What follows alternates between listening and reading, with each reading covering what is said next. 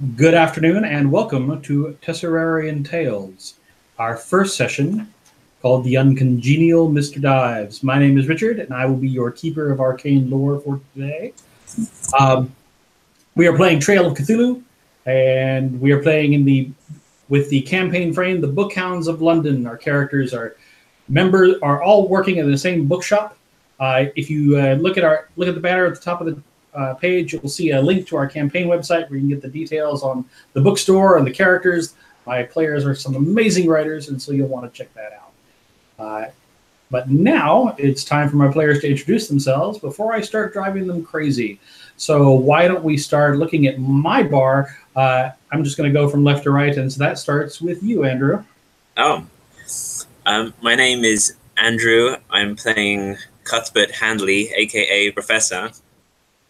This is my second session ever playing Trail of Cthulhu. And Beth? My name is Beth. I am playing Anne Bailey, the bookseller. And yeah, that's really uncomfortable with online. But yes, good. We're good. Having fun. Jen? Hi, I'm Jen Hartshorn. I'm playing Maggie McGill, the document restoration specialist, who's absolutely not a forger. Not at all. Not even a little. Nope. And Keith. Hi there. My name is Keith, and I will be playing Mr. Hughes, the resident, officially known as the catalog agent, in the business of acquisitions, shall we say. Awesome. All right. We begin our story at a place called the Pomander Club. The Pomander Club is ritzy, but unlike a lot of clubs in London, is not gender exclusive, because what gets you into the Pomander Club is having a certain set of esoteric interests, astronomy, higher level mathematics, maybe some of the things that you can mix astronomy and higher level mathematics to achieve, but also largely established by several people who went to join the Order of the Golden Dawn and found that most of them were middle class climbers that didn't bear dealing with. You, Mr. Hughes, have been invited to dinner at the Pomander Club by one Johnstone Dives. You are enjoying a fine dinner of prime rib, peppercorn sauce, baked potato, nice Cabernet Sauvignon. It's not bad as these things go. It's certainly better than any fare you're used to, though it's still an English kitchen and therefore somewhat unremarkable. What? Damn! As you are finishing off a single malt whiskey, Johnstone Dives, looks across the table to you, leans in, and goes, "Now I need to explain to you why I've invited you to dinner tonight. Well, you see, it has come to my attention that there is going to be a copy of the Caedus Urbi Verae Claves for sale in the near future. Bibliography tells you that the Caedus Urbi Verae Claves, normally translated as the True Keys to the City of Death, has not appeared in a major library since 1805.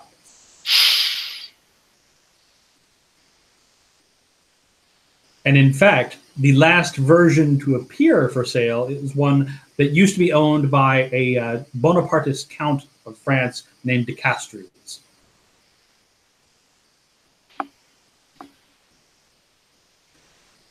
Now, it is my understanding, says Mr. Dives, that the copy that is coming up for sale is in fact the de Castres copy. And I'm afraid I must insist that it is that copy that I am interested in. I wish you to acquire it, to authenticate it, and should you do so, you shall not find me stingy regarding price or cost of your services." All right.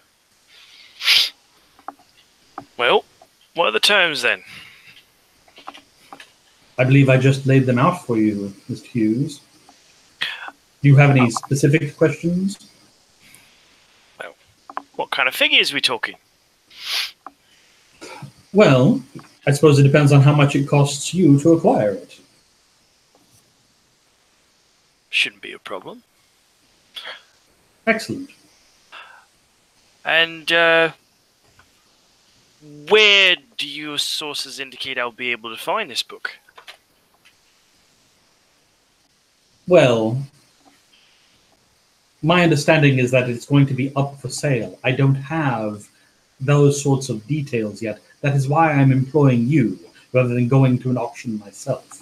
I see. Well, you've come to the right place.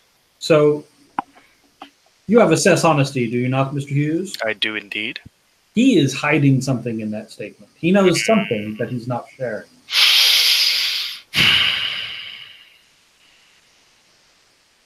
Okay, well,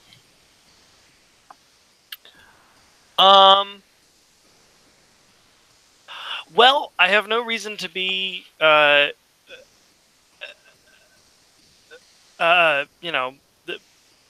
play bad cop with this guy yet. So why don't we try, why don't we try some flattery? All right. Why don't you try some flattery then? Show what you got. Something along the lines of,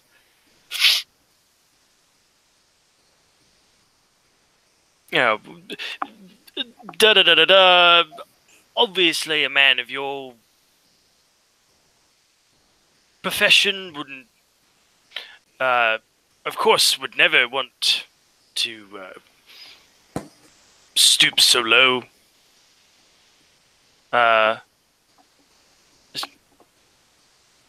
Not the type to get your hands dirty, yeah? And so on and so forth, to try to get him to fess up to. All right. Whatever do this you is. wish to simply use flattery, or do you wish to spend a point out of flattery? I will go ahead and spend a point out of it. All right. Well, you butter him up for a few minutes, maybe get him to refill his whiskey. Finally, he sighs. Down. I'll be honest. My agents intercepted a telegram to Aston Drummel just a few days ago, stating that a man by the name of Paul Fletcher, I'm afraid he's something of a rival of mine, was arriving in London on the Carpentaria from Cape Town in just a few days, and that Drummel was supposed to meet him at his ship with the, quote, keys to the city. And I'm fairly certain that what he's referring to there is, in fact, a copy of the Veracruz.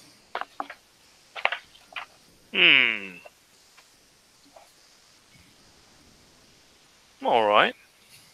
You, of course, are familiar with Aston Drummel, as he works the same profession you do. He is the catalog agent for Hathaway and Company Fine Books. Well, nothing quite like a little healthy competition. Yes, indeed. All right. I think the two of us will make a fine pair. Well, I look forward to hearing good news from you then. I'll be in touch. Excellent. Good evening to you, sir. Good evening. And as you depart, the paneled walls, and white plaster out exterior, you feel the gazes of the well-to-do and well-heeled occultists following your shabby suit back out onto the street. You make your way not too far across town to C.W. Bailey and Son Booksellers. Pushed in next to a a movie theater. It is mostly a hallway with one very large room and one smaller storeroom that has been shuffled around to also provide a workspace for your restoration specialist.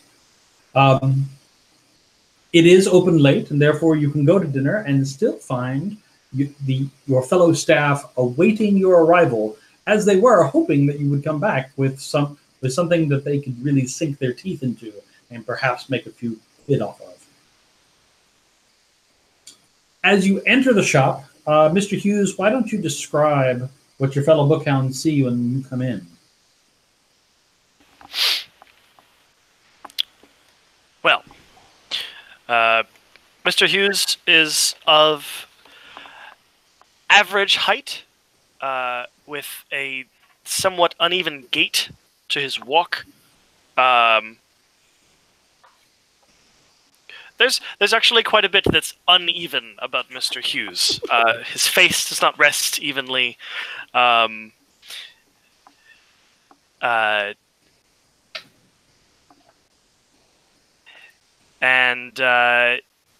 he dresses, as was mentioned, in what most people assume to be the only suit he owns,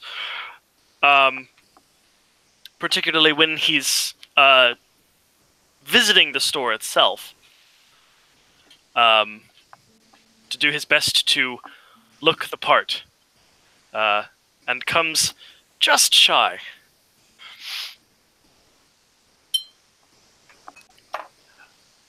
He's of average height. How old is he? He is about 28.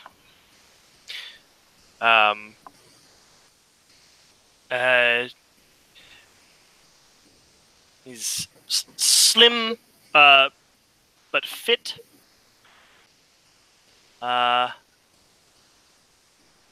Carries himself awkwardly, but a smile is usually not far from his face. Well, as you enter the shop, like I said, it's a hallway with two doorways leading off to a large room and a small room. The large room is what you encounter first, with the shelves and piles of books, and just off center is a relatively large table that serves as a work desk. There's a cash box there, and sitting behind it is our proprietor, Miss Bailey. Miss Bailey, what does Mr. Hughes find when he walks through the door and sees you there? She is... The unkind would call her dumpy. Slightly. She is certainly not the slender figure that is in vogue. Her hair is, again, if you're being kind, you would call it ash blonde. Unkind would say dull blonde, perhaps. It's somewhat frizzy, and she tries most of the time to keep it with hair care products under control, but isn't always successful. Her sense of style is very conservative and always approximately 5 or 6 years out of date. She does not smile much, and so it is that she greets, and she does not wear makeup normally of any sort. So it is that she greets you, Mr. Hughes.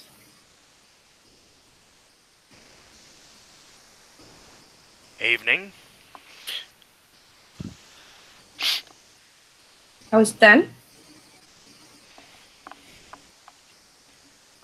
Life goes. Of course it does. Do you have anything more interesting to say?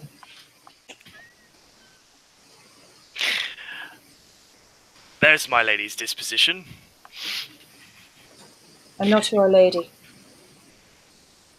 That's true. I have some news, might be of interest. Well then?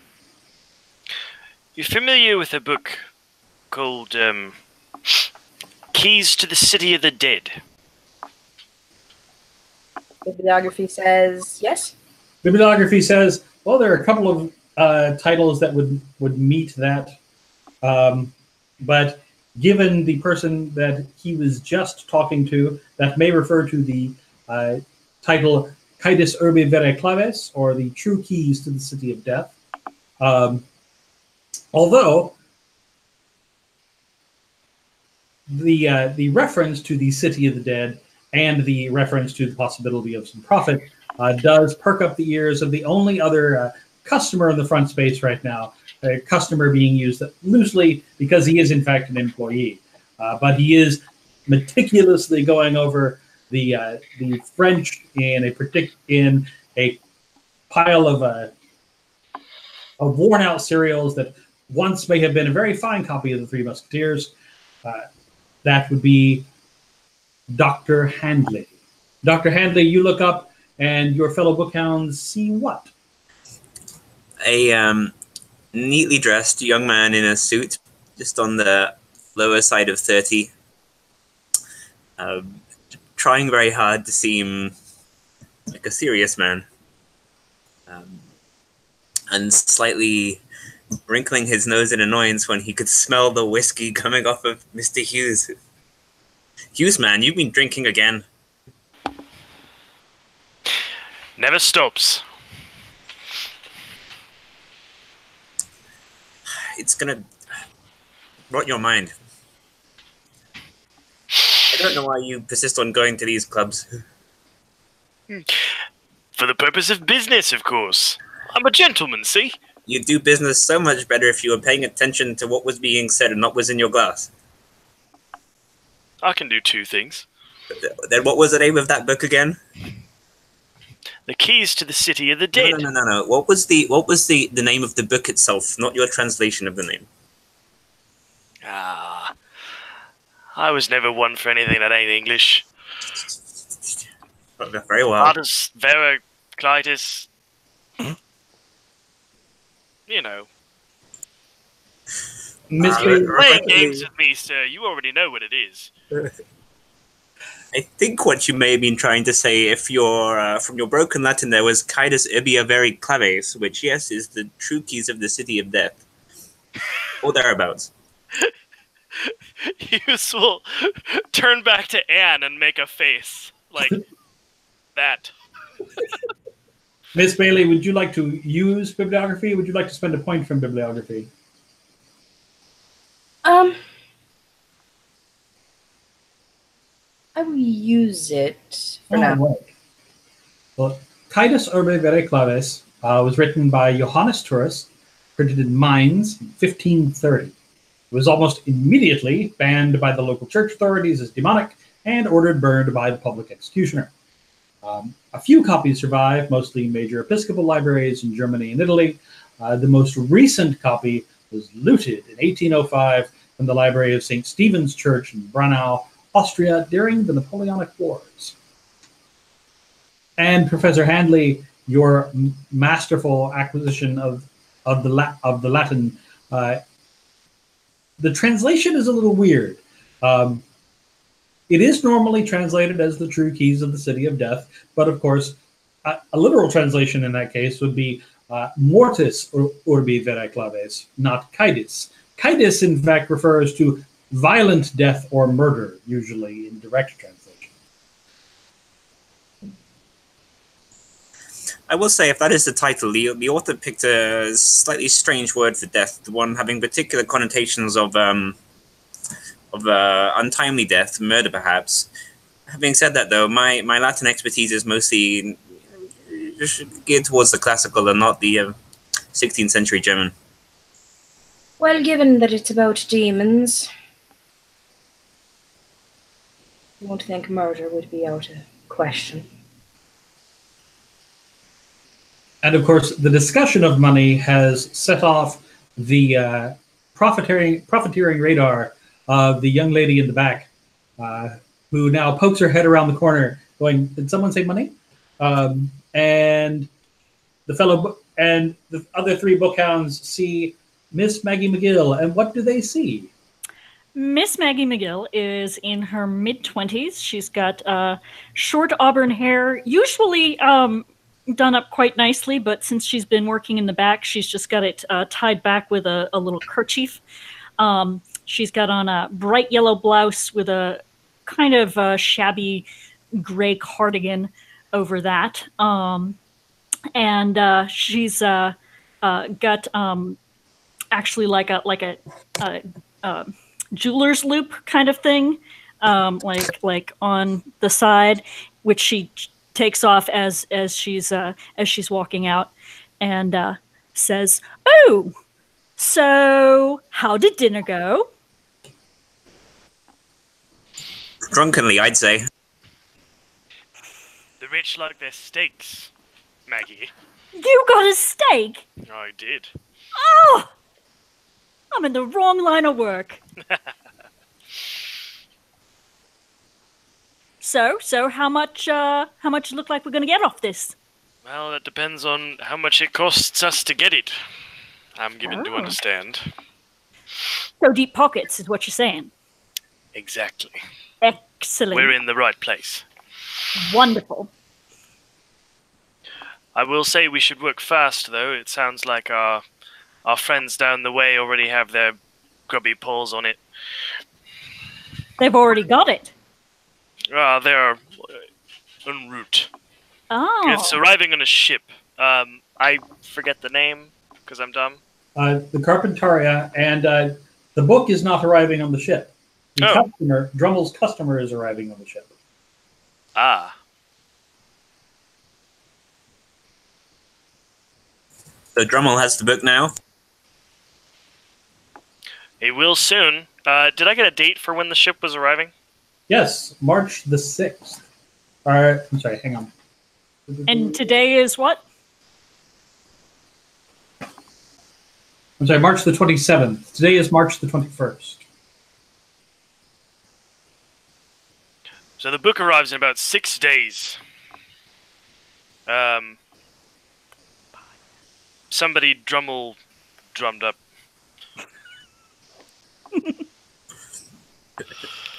Drummel, ask the Drummel, of course.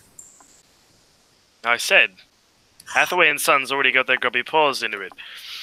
But that's why we're going to timely remove them of the opportunity, eh?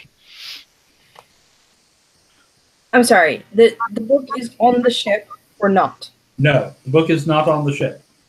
The customer is on the ship that is coming to get the book that the bookstore folks will have in their possession at the time that whether they have it or not right now remains to be seen, but they would have it at the time of the arrival, as I understand it.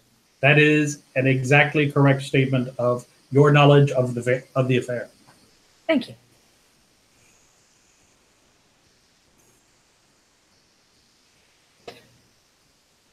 Right then, so the first thing we need to know is where the book is now.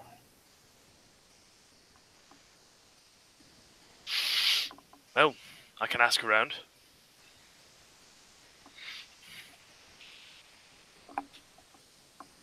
All right.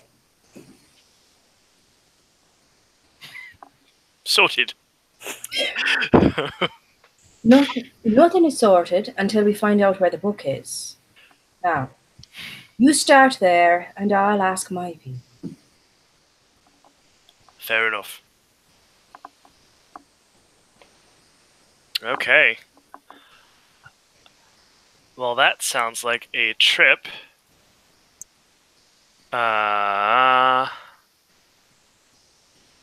To... Oh shoot, I had something for this. Now it's gone. Whee! You think about it. I'd like to go to an auction going on today, preferably, or tomorrow rather, I think. Sure. And ask around at the patrons with the patrons there. Okay. And while I'm there, see if I can acquire anything interesting. All right. So does anyone else have anything they want to try and knock out on the 21st, or are we going to move to the 22nd and let Miss Bailey start applying some of her social skills? That's good. Go ahead. Okay. Professor is going to Frog March Hughes to the milk bar and get him to have a glass of milk. That is all. All right. And as long as Professor pays, he will do so. I'm keeping a tally. Having been infused with dairy, we move on to the following day, where we find Miss Bailey at an estate sale in one of the smaller rooms at Sotheby's. But there are a great many piles of books, people milling about. And what sort of investigative ability are you attempting to use here, Miss Bailey?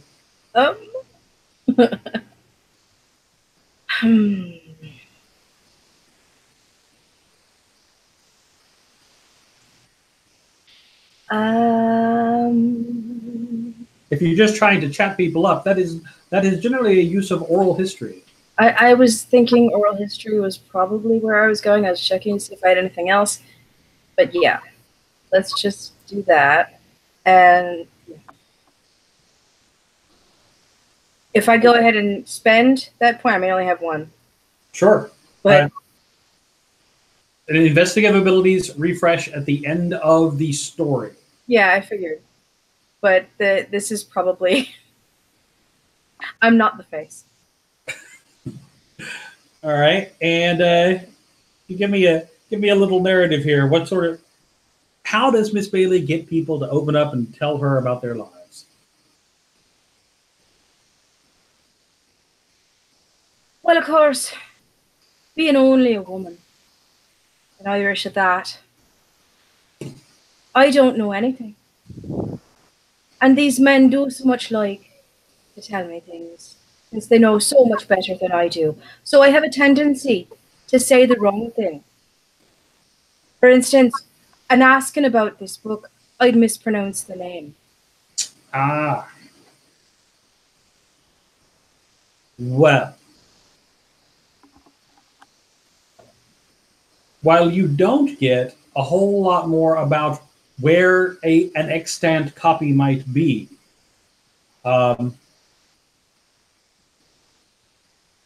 other than we will say for sake of ease that Mr. Hughes remembered to mention that it was the De Castries copy of the book that you were looking for, and the mention of the name De Castries brings up that the looter, as one historian from the British Museum mentions, was a fellow named Julian de Castries, subsequently raised to the title Comte de Castries by Napoleon. But that copy hasn't been seen since Raymond de Castries showed it to a visitor in 1860. However, moving around the stories of that book is, of course, the behavior of one Aston Drummle.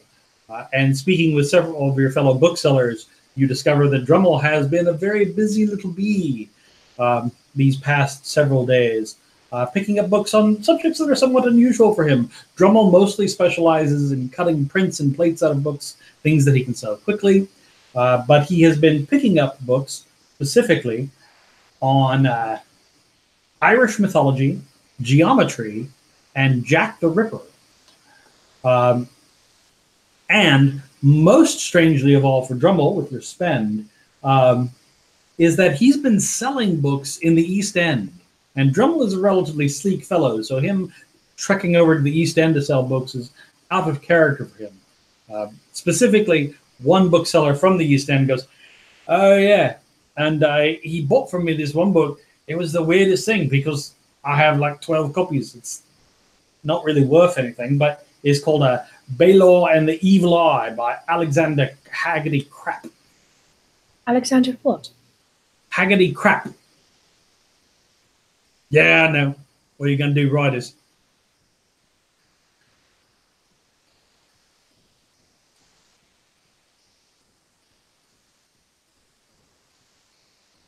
Right.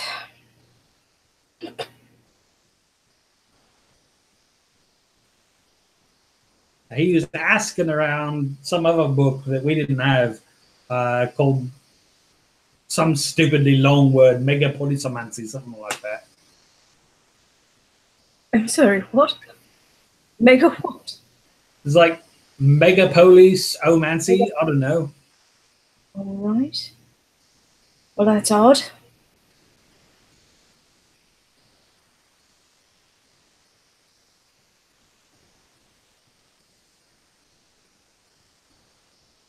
All right then. Can I use roll auction to see if I get anything good for the store? Yes, absolutely. Give me a roll. You participate in the auction. Okay. That gives me Oh, my auction is 8, and that gives me a 10.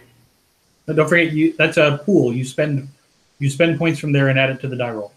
Oh, I'm sorry. I misremembered how to do that. Okay. Oh, well then. I'll let you spend points and roll again. If you wish to spend points from your pool. Well, your general abilities refresh more frequently than your investigative abilities. Okay. I'll spend 3. Okay. And that gives me an 8. 8.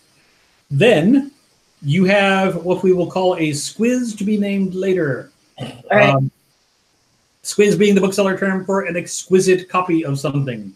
So if you need a book to open a door or to get someone's attention, you have just the thing, and you can name it when we get there. That is also the ability of your occupation bookseller. Yes. But in this case, you have an extra one. Okay. So you now have 2 you can use. All right. All right.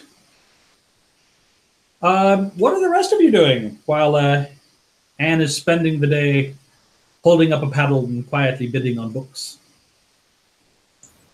The professor is going to take a morning constitutional around Covent Garden and have a big glass of milk, and then spend much of the day at the bookstore working on the basis that he doesn't have investigative talents which are useful right now.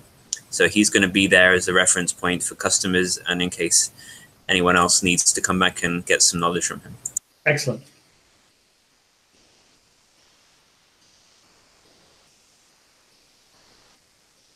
Miss McGill, Miss Hughes? For instance, I know what that word means. Mr. Hughes? Well, where Anne goes to the nice parts of town and visits auctions and sits quietly and demurely, Mr. Hughes will be visiting the seedier end of things. Probably some of those booksellers. Is he all right with Miss McGill tagging along on that? Oh, absolutely. Excellent.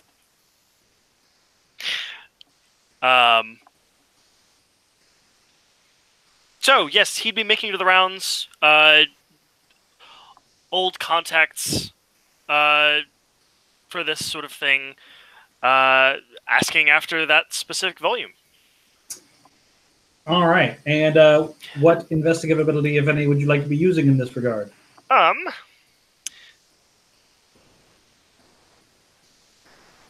I think I would use Streetwise. I was going to say Streetwise jumped out to me immediately. Okay. And so you're wandering around the East End or parts of South London, asking specifically about Caedus Urbi Vere Claves. That's right. All right. Well, you and Maggie spend the day wandering from place to place, aside from everyone butchering the Latin in ways that would make Professor Handley incredibly depressed. Including Mr. Hughes. You don't find anybody who's even heard of such a book. You do get some of the same information about Drummel having bought a couple of books locally, and even as part of your trade back and forth, you come back with about a half dozen books that he had sold to a couple of shops in the East End. Do we find anyone who can give a clearer pronunciation of Megalopolis Mancy? Yes. In this case, you find one person who actually wrote it down. And it is because he couldn't pronounce it. And it is indeed megapolisomancy, which is a made-up word that might mean like the magic of big cities. Cities, Wow. yes. That was what I was going to guess at. Being a person who has read at least a bit about both the occult and architecture, does that ring any bells? Is that anything that I'm... Yes, indeed. Excellent! Especially when you find out that Megapolisomancy was written by a fellow named Thibault de Castries. Thibault de Castries founded a magical society in San Francisco right around the turn of the century called the Magical Society of the Onyx Dusk. And he claimed to be a practitioner of what he referred to as Black Pythagorean science. Megapolisomancy's basic idea is this, that large cities take after the large cities of like ancient Egypt with massive pyramids and tombs, and that a large enough city essentially acts as a sort of necropolis for dark powers.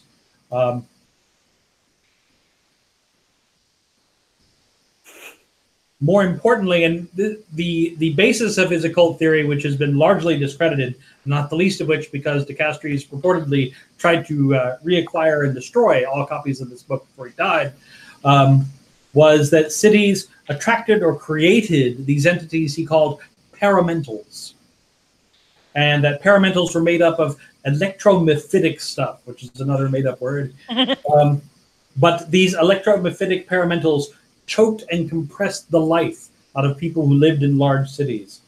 And he theorized that they might actually be the manifestations of more ancient powers tied to the large cities of antiquity.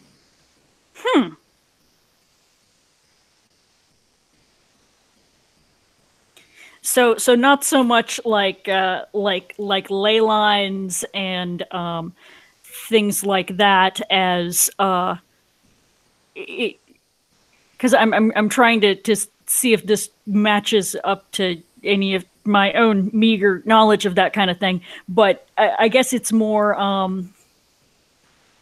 It's sort of. Does it have to do with like the layout of the streets and things like that, or not as much? It's more. In occult terms, it relates more to the occult principle of sympathy. Yeah. So in this case, trying to tie together this building has sympathy with this energy, this building or this monument has sympathy with this energy, and I pull them together and I create them. Okay. And just making sure that I've written these down wrong. Paramentals and electromephitics? Yes, electromephitic stuff. Okay. And okay. Okay, interesting. All right. So as Maggie sort of thinks through all of this, at the next place that they're not in front of other booksellers, she's super excited and tells, and I'm sure that Shaw's probably completely tuned out and going, "Oh, it's fascinating," but exactly. But she tells you all about how exciting this is and how interesting, and how that book has got to have some amazing engravings and plates in it, I think. He waits to tune out until after you mention the author's name, which he takes interest to. But other than that, yes, the actual content of the book, he's like, okay. All right, and then the four of you gather back at the shop just in time for afternoon tea, where you have the opportunity to share what you have learned with one another.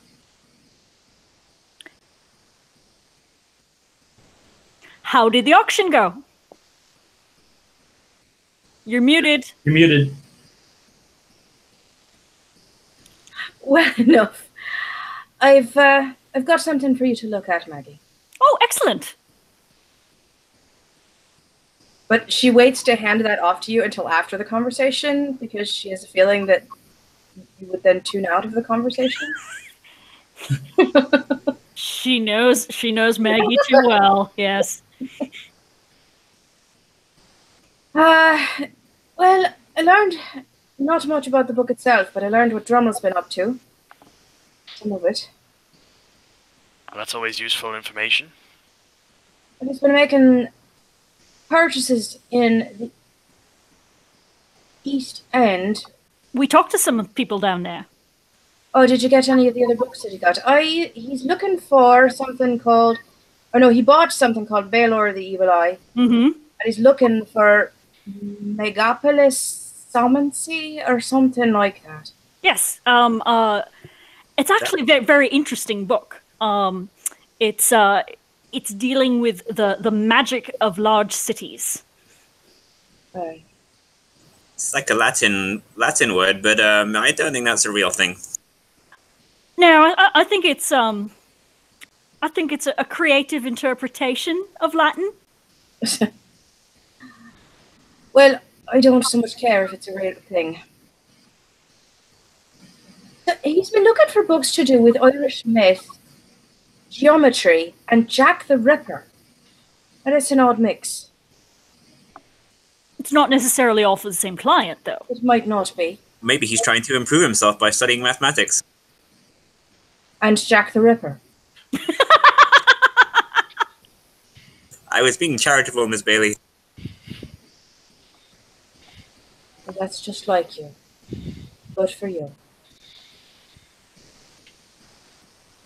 So, and Professor Handley, you're as you cannot help yourself sifting through the small stack of books that Miss McGill and Mr. Hughes brought back. You're flipping through, and your evidence collection ability actually turns up.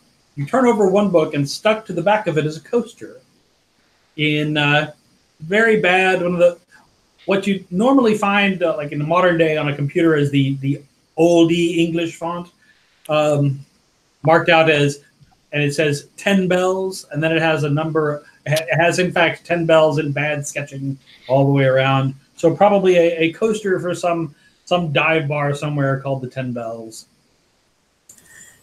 Hughes, do you know a 10 Bells establishment?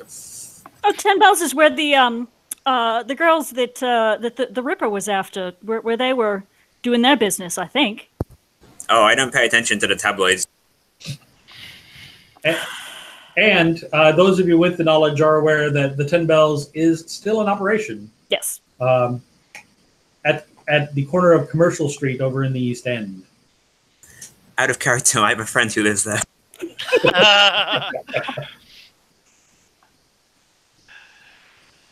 Yeah, Professor. Despite the reputation, or the blow to the reputation, they're still open. They serve alright food. As much as anyone does. They water the drinks pretty badly, though. Well, I think it's probably because of the reputation that they stayed open. I think you're probably right. Do you recall whether they serve Coca-Cola there? I've never asked. Funny that. Professor, I don't go to the pub to drink pop. Sugar is good for the constitution, keeps the energy up.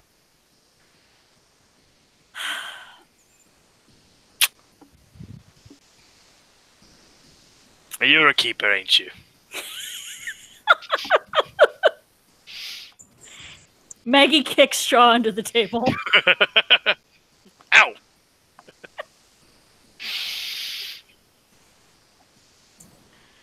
All right, Which so... book was this note in? What's that? Which book was this note in, or is it not important? It was attached to the back of one of the books. It was like it was stuck on there, like he had put a stack of books down and picked it up, and the coaster had just come along for the ride. Perhaps we could pay a visit to this establishment if you ladies are comfortable venturing over to the eastern parts of the city. Oh, I'm fine with it. Yeah, we can take his. I suppose.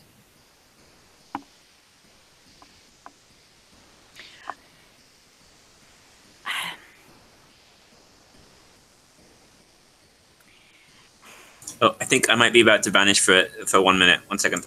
That's all right. Is there anything else anyone wanted to discuss while you were at the store?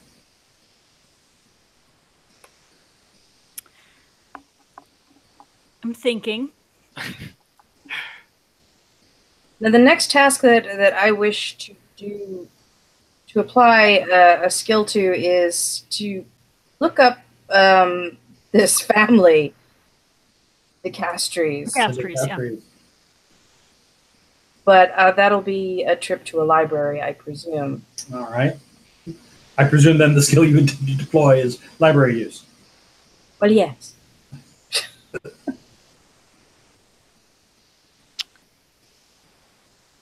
Did we ever, this is not really on topic, but did we ever name the store cat? I don't think we did. Shame. Do you have a name in mind? No, I was just looking for one because Mr. Hughes would pet the cat. It would almost certainly be something literary. Oh, for sure. Yeah, that's not something we should just blithely spitball around. Mr. Mistopheles? Mr. A bit before its time, I think? No, I'm pretty sure. Yeah, T.S. Oh, yeah? T.S. Eliot, right? Oh, yep. Boy, yeah, you're right. But I mean, yes, it's before cats. Yeah. Hey, library use isn't a skill in this, is it? Yes, oh, it no, is. you're right, it is. You're right, it is. Okay. Yep. For some reason, I was thinking that you did it by the subject and not by library use itself. But no, library use in Night's Black Agents and other games, it shows up as research. That's probably what I'm thinking. Because in more modern games, it may involve the use of the internet. Indeed. Here, it's just library use. Boy. So, while we're waiting for Professor Handley to come back, Miss Bailey, you will say that on your way back from Sotheby's, you popped in to a library of use, and once again, do you wish to use library use, or do you wish to spend a point out of library use? I will spend a point, because I think other people have library use. All right. So, doing a couple of pulling down a couple of books on Bonapartist titles in the Bourbon Restoration, you discover the history of the de Castries family. Julian de Castries was indeed raised to the title Comte de Castries. He, however, died in Moscow in 1812, as did a lot of people who fell on Napoleon. His son Raymond inherited the title until the Bourbon Restoration in 1814. Raymond reportedly died in 1871 due to damaged health following the siege of Paris, but did have one illegitimate son by the name of Thibault. Illegitimate, but he got to carry the family name? Well, the family title no longer exists. Bonapartist titles were outlawed following the Restoration, so he carries the name, but his father died not long after he was born. So, who might control the estate at this point is an open question. Even more so since Thibault himself is dead. Right. And he's the one that went to San Francisco. Correct. Okay.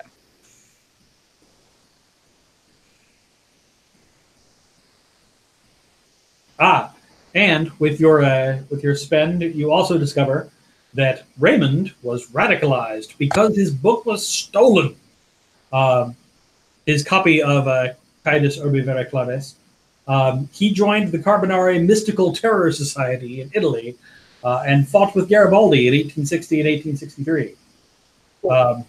There is, in fact, a current claimant to the dormant title, a middle-aged gentleman by the name of Louis, who is an active Freemason and lives in Lyon. Would you back up? Okay. That was a lot of information. Yes. That went very fast.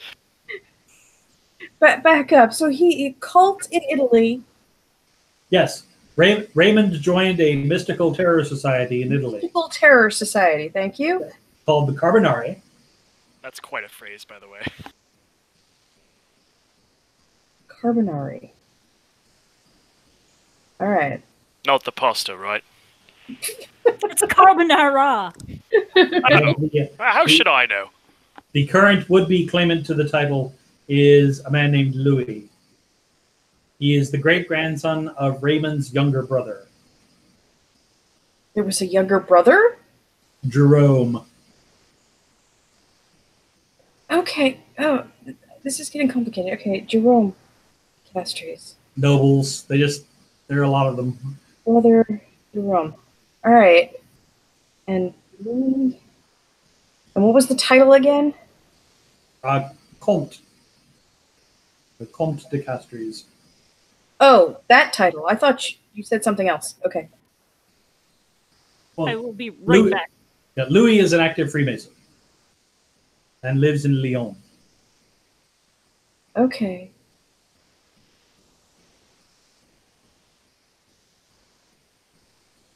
I'm very confused. All right.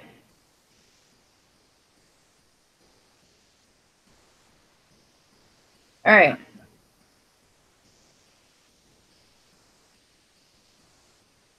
Huh. All right. Nope.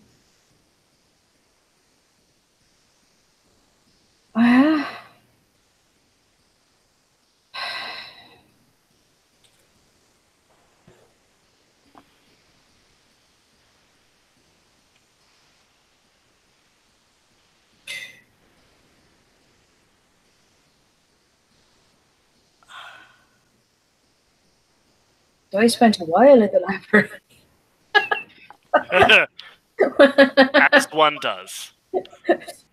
What is going on? These people. I assume that the book that Anne was going to have Maggie take a look at was the Squiz. Yes. Okay.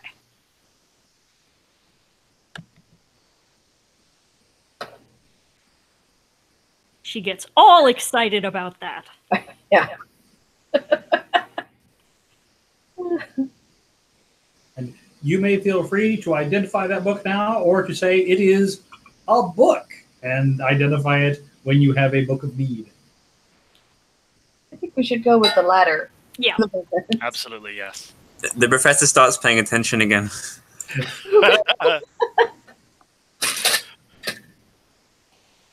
That's right. It was just the very complicated history of the Decastry. Was this delivered orally or in a book? Orally.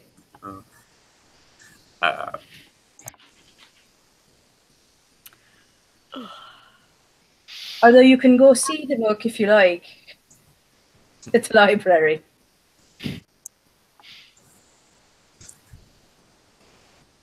Yeah, quite.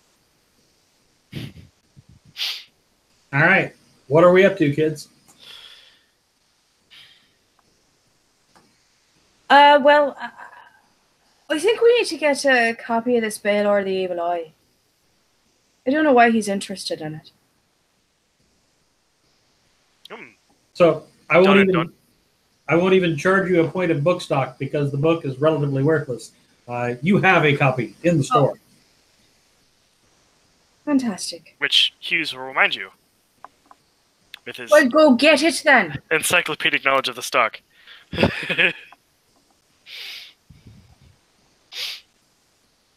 Does Irish myth have to do with it? Well, a lot of Well, as we said, it might be something else. well, yes, but isn't a lot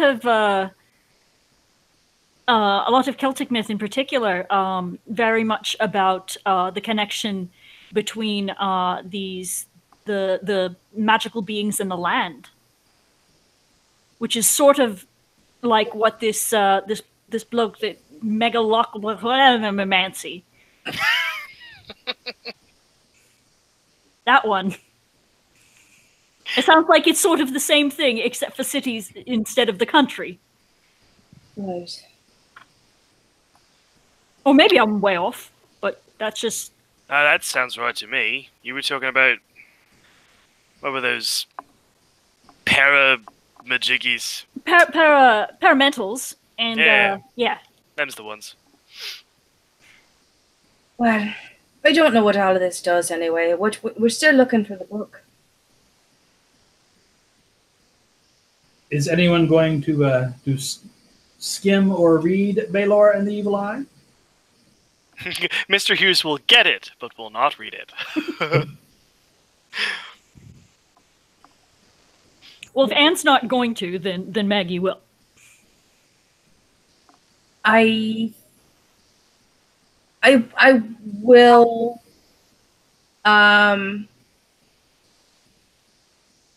with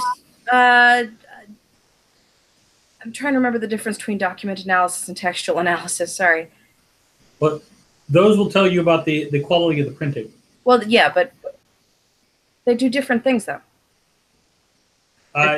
Yes, well, textual analysis is for like pieces of paper, if I remember correctly.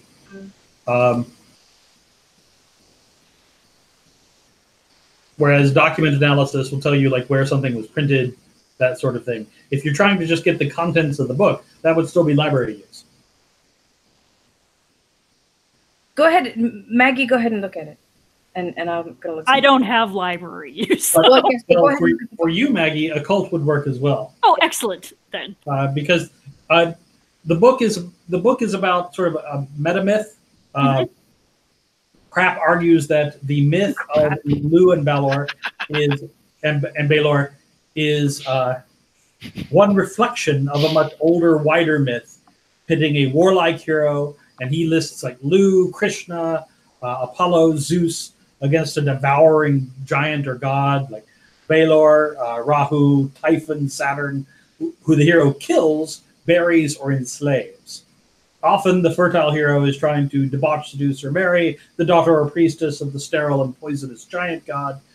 Sometimes the dueling gods are father and son, or brothers. Other versions include a one-eyed god named Vi or Vli in Serbian, or in Thrace and Thracian, often called Vyatis, whose mouth. The interesting thing about that being Vyatis's mouth or eye, much like Baylor, must be propped open by his servants in order to receive its power.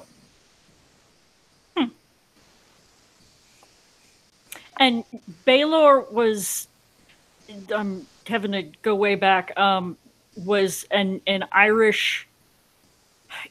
He was the one-eyed king of the Fomorians. The Fomorians, okay. And they were like monster dudes. Yes. And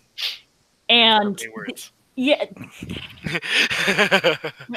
I'm not using the accent, so I'm not talking to you.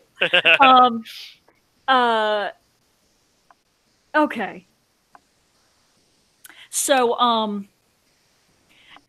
I'm guessing that from what you just said that it's sort of that was sort of like the introductory material, like the introduction, because it sounded kind of like Golden Bough in terms of like relating it to other. All of these stories are related. Yes. Okay. Well, it sounds like this is just sort of the Irish version of a lot of myths and legends about, the noble hero that's fighting the baddie, the terrible monster person. Yeah, it's something that comes up all the time in mythology. I don't see a particular thing that jumps out as being relevant here. Well, it might be, as you said, it might be for something else entirely.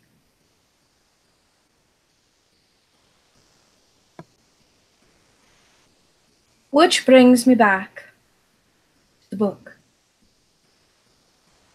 The keys to the city of death, or murder, or whatever it is. So do we want to see if they've got it at the bookstore now? Like ask someone to go in who's not us, who's not obvious, and say, "Hey, I'm looking for this book. You think you might have it?" Well, if they've already got a buyer, they're unlikely to be selling it in the front room. That's true.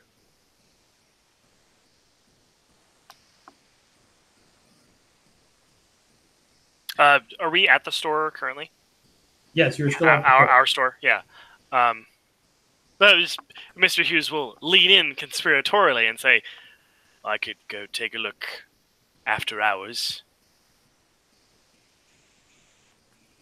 But I wouldn't know anything about that. I think that's sort of where she was leading. The Fair keeper enough. of arcane lore will lean into Mr. Hughes and go, "You also know the name of the store's customer, and you have failed to share it with your compatriots." Did I? Yes. Yeah, I realized I needed to be taking notes about 3/4 of the way through that that opening scene because It was Paul Fletcher. Paul Fletcher. Thank you. And the moment you say the name Paul Fletcher, something pings in the back of the mind of Professor Handley. Because Paul Fletcher was a promising astronomical prodigy, extending the work of John Herschel in South Africa by an almost fanatical devotion to mapping and remapping the stars of the Southern Hemisphere constellations. He is famous because he had a stream of publications going on which stopped abruptly 6 years ago, and he cut off most of his professional contacts. Did you say Paul Fletcher? Yeah, it's the gentleman's name.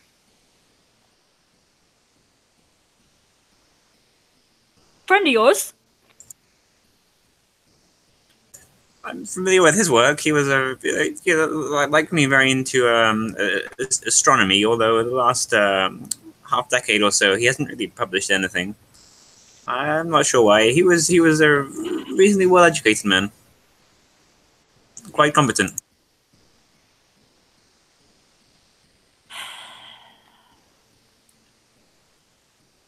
"6 years is a long time to go walkabout."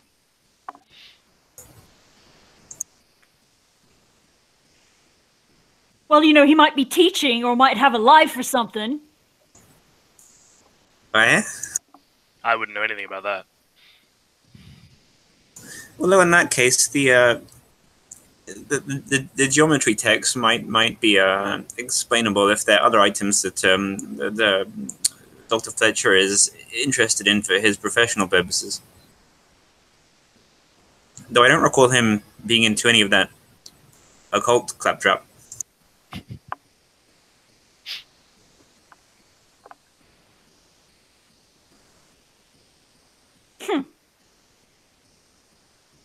All right.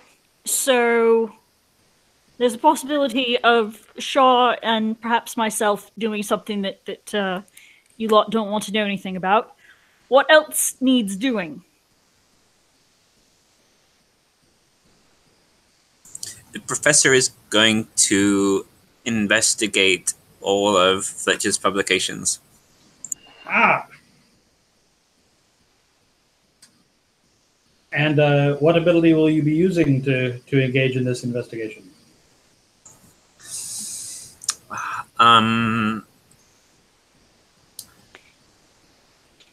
And skills that you have also include like professional contacts in that area, right? Yeah, I think well, out of character, one option is get on a train, go to a university library, and just look it up. Just look it up. But I have all the scientific skills, but I do not have library use or anything like that. However, also in character, your astronomy skill lets you know that the archives of the Journal of the Royal Astronomical Society are right there in London. Then that seems like an excellent place to go. All right. So if I understand correctly, Miss McGill and Mr. Hughes are planning to visit Hathaway and Company after hours, and Professor Handley is headed over to the Royal Astronomical Society. Is that correct? Yes, as I understand. Mr. Hughes. Aye. seems that Mr. Drummel has been unable to acquire this one test. Do you think you might do better than him? He tips his hat in response and says nothing. That's hard.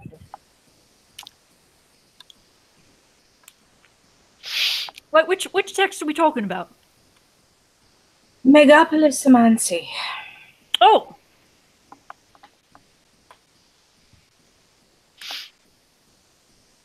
Rich, that was one that he was asking about and not one that he bought?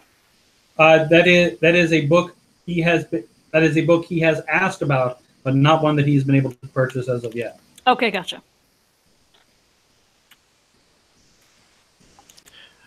If there's a copy about, I'd like to get it first. Really, just because he wants it. Understood. Incidentally, as that is not the book in question for the auction, if you wanted to deploy your squiz ability, you could have a copy of Megalopolis Oh, in the store. Dun dun dun! Oh, I do that. Yeah, leverage. And so Miss Bailey, without breaking stride, goes over, opens a locked cabinet, goes through, and pulls out a copy of a slim volume with a whole bunch of geometry equations in it. Which she hands to the professor. Can you make any sense of this? It makes sense itself. Can you make any sense of it for the rest of us? Let me flip through for a few moments. He'll have a quick glance through headings and so forth to give them the gist of what's in the book. Okay, so like I said, a quick skim. The author, Thibault de Castries, says that the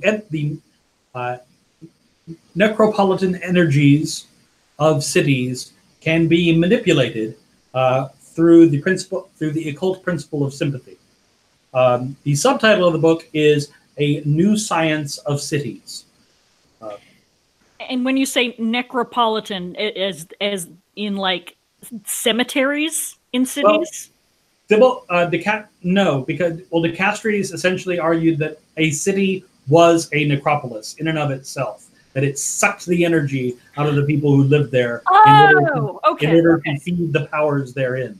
Okay. I have a question. Is it written as if it's a scientific work, or if it's just like someone's, or as if it's like a non-scientific occult work? Well, you don't have a cult, so you're not familiar with people who have written like Kabbalistic or sacred geometry sort of texts. But the math seems to check out, at least in terms of can do this vector and that vector and create and thereby create a point at which things would happen. But that would presume that somehow there is actually some sort of sympathetic effect between a building and an occult principle, which is just ridiculous. Then I will tell the others. The mathematics checks out, but I think they're starting from bad axioms. Which means what? He's saying it's all magic, right? Yeah.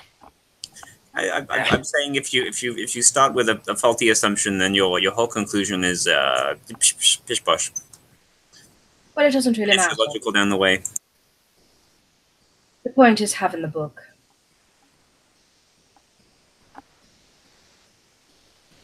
We'll hold on to it as a bargaining chip, perhaps.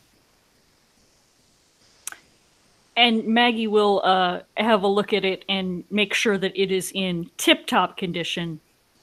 Maybe even better than it deserves to be. All right. All right. And then the bookhounds scatter, do various nefarious things. I don't know. Various.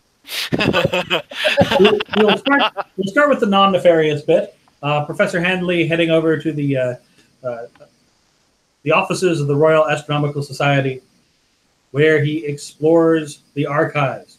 And I don't even have to ask you whether or not you want to spend a point. If you want more than you already know about Paul Fletcher's studies, you're going to need to spend a point while there of your astronomy skill. That works for me. So specifically, what I would like to know is follow the train of his publications. See if he stopped because he perhaps came to a natural conclusion of the work, or if there were some things which were left undone, and see if there's any mention of anything I would consider unusual, such as magical cities. Or Absolutely. okay. So you go through his papers. As I said before, we start with he mapped and remapped the constellations of the southern hemisphere, but you discover upon finding the preprint of his last document, which the journal did not publish, why things sort of went off the rails. And it appears it's because Fletcher sort of went off the rails. His last paper deals with a planetary nebula resembling our own galaxy in the constellation Musca, nebula called NGC 5189. The journal never published it because of what he writes at the end. However, interestingly enough, he does have a picture of the nebula, which all of you should now have in your messenger.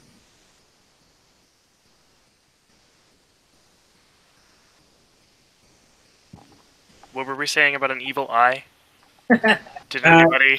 It needs to be held open. And indeed, the preprint submitted to the JRAS but never published is titled Discovery of a New Nebula in Musca. It includes photographs of the nebula. Fletcher names it the Baelor Nebula, after the mythical one-eyed giant of Irish mythology. And you being at the Royal Astronomical Society and having made a spend, you get the unedited version of his paper, which includes a final section that is this increasingly deranged rant about scale and relativity, implying an astrological connection between NGC 5189 and the destruction of Troy, because NGC 5189 is 3,300 light years away. And if you back up 3,300 years, that is supposedly the historical destruction of Troy.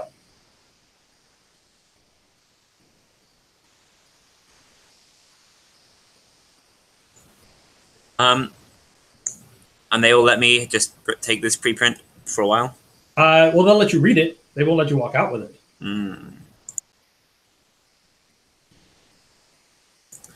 I will read it and take notes. All right. And I suppose there's no easy way to make a copy, is there? Not at present. Then I'll just take notes amounting to what you have told me. It's handwritten, I would guess. Yes. Well, actually, the preprint is typed. Oh.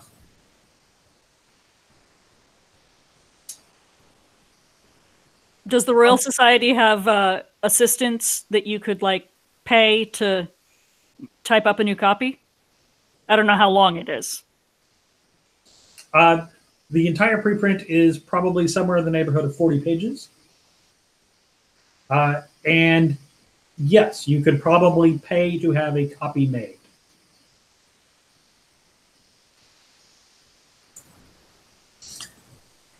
I don't know if that is necessary, given...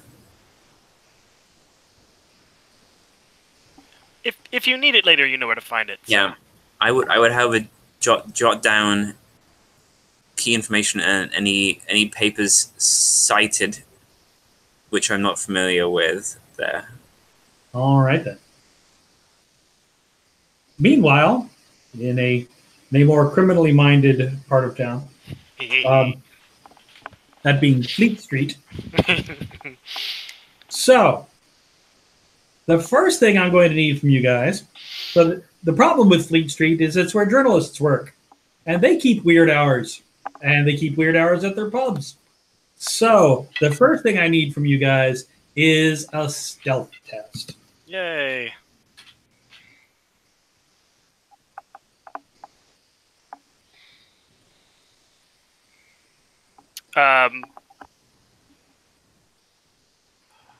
And So I can spend points from this if I want to increase Correct. the outcome of the roll, right? Since we're playing under mostly pulp rules, I tell you the difficulty. The difficulty in this case, it's late, and most of the journalists have been drinking, so you will avoid notice while you loiter near the door on a 3. Okay.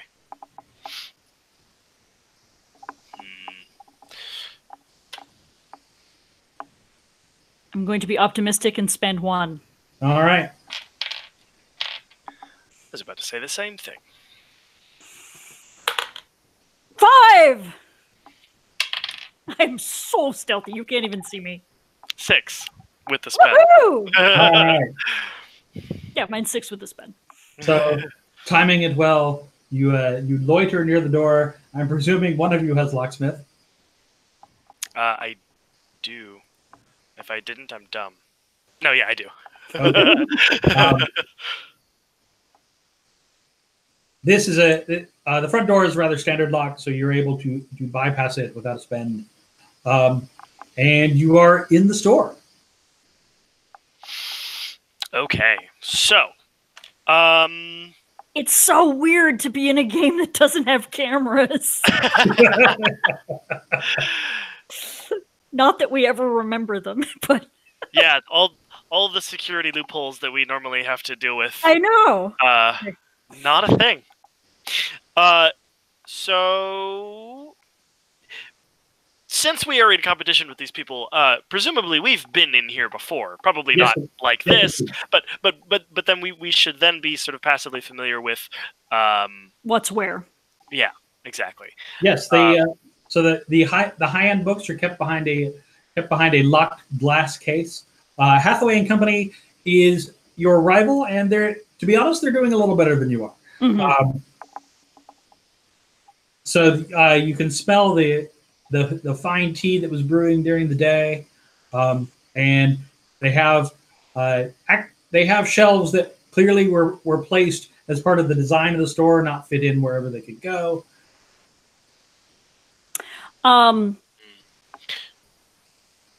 Can I do a 1-point preparedness spend and have a camera? You can spend 1 point of preparedness and make a roll at difficulty 4. Ew! Well, I'll roll. You can spend more than 1 point if you want. Preparedness is rolling. Yeah, but we're pretty early on in the. That's fair. So, I don't want to dump too much. So okay, let's. It is a general ability though, so I get a 6. All right. So yes, indeed. So you, in your oversized purse, you pull out your very large camera. And I do not have photography, so I can't do anything fancy with it, but I can take a picture, right? And with your 6, you even have a flashbulb. Excellent, and film presumably. Yeah. That would be awkward. Although it's safe to say, if you take a picture anywhere where the front windows can see you, that will probably ruin any stealth efforts you have been. Right. But I'm thinking there's got to be a back room. Yes. Right. Is it also locked? It is. Well, so I'm gonna take a look at this glass case just on the off chance. Okay. I assume not, because again, we're working under the assumption that they wouldn't have it. But still nice to see what they've got. It's already accounted for. But yeah, also just to get a sense of their catalog. But if there's nothing to see there, then yeah. Well, between you and Miss Bailey, you now know that the book that you're looking for, it has a black Morocco leather cover, and the title is in gold embossed along the spine, and you don't find anything relating to that text in here. Okay, to the back room then. All right, now the back room is going to require a spend if you want to open that door without leaving evidence that you opened that door. Well, then because the lock is of higher quality. Well, then I'll spend a point of locksmith. All right. Tick, tick. And in you go. There are stacks of books, a couple of boxes, and 2 desks, both covered in paper. Okay. There are also, incidentally, no lights on. What light sources are you using? If this is this a back room that does not have outside windows? It does not have outside windows. They protect books back here. Okay, so then can we turn on the light? Absolutely. So I presume you shut the door, right? And stick the light on. Right. Okay. So we've got a bunch of papers. Yes. Just glancing over the papers, do we see anything that might be in reference to this the deal with this client, or anything mentioning this book? Do you have a skill you want to use, or are you just trying to do a simple search? That's a good question. Let me see. Because normally that would be evidence collection. Unfortunately, yeah, I know. Your evidence collector is at the Royal Astronomical Society. Yeah, I know.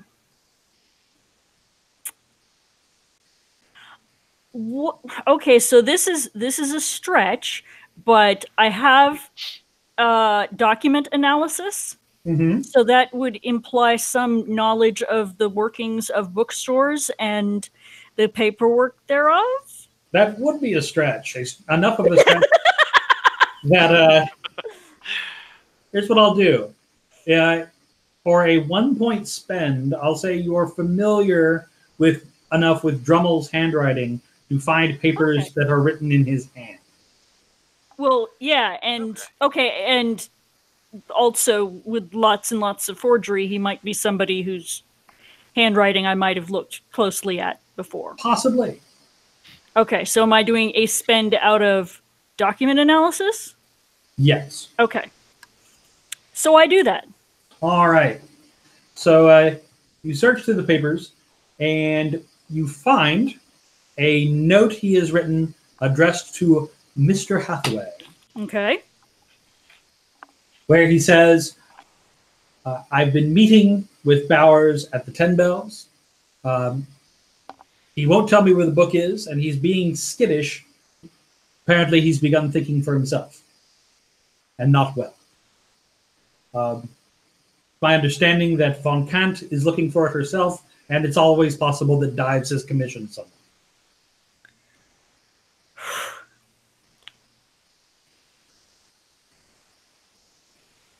Once we've agreed on price, I'll let you know. I'm taking I'm going to try and copy that down word for word, and okay. If you could send that to me in Messenger or email for future reference, that would be super. Sure. I can do that over the break, which we're going to have here in about 5 minutes. Excellent. What else we got back here? How else are you looking? You have books, you have papers. You have papers on desks, you have papers in a filing cabinet.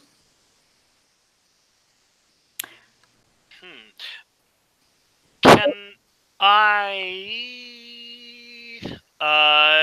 do a quick pass on the books and sort of compare it to my mental catalog of what we have? Mm-hmm. And see if there's anything worth maybe making off with, as long as we're here. So, looking at it with bibliography, you see a couple of texts that would probably fill out your catalog. Of course, there's also an excellent chance they have these in inventory, and we'll notice that they are missing. Sure.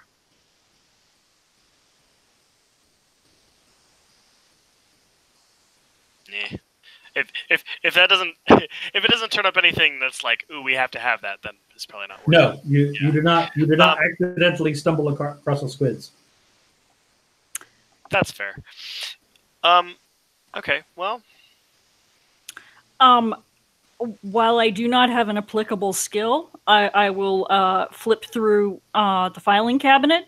Okay. To see if there's any like outstanding invoices, that there are people that owe them money, or that they owe money to.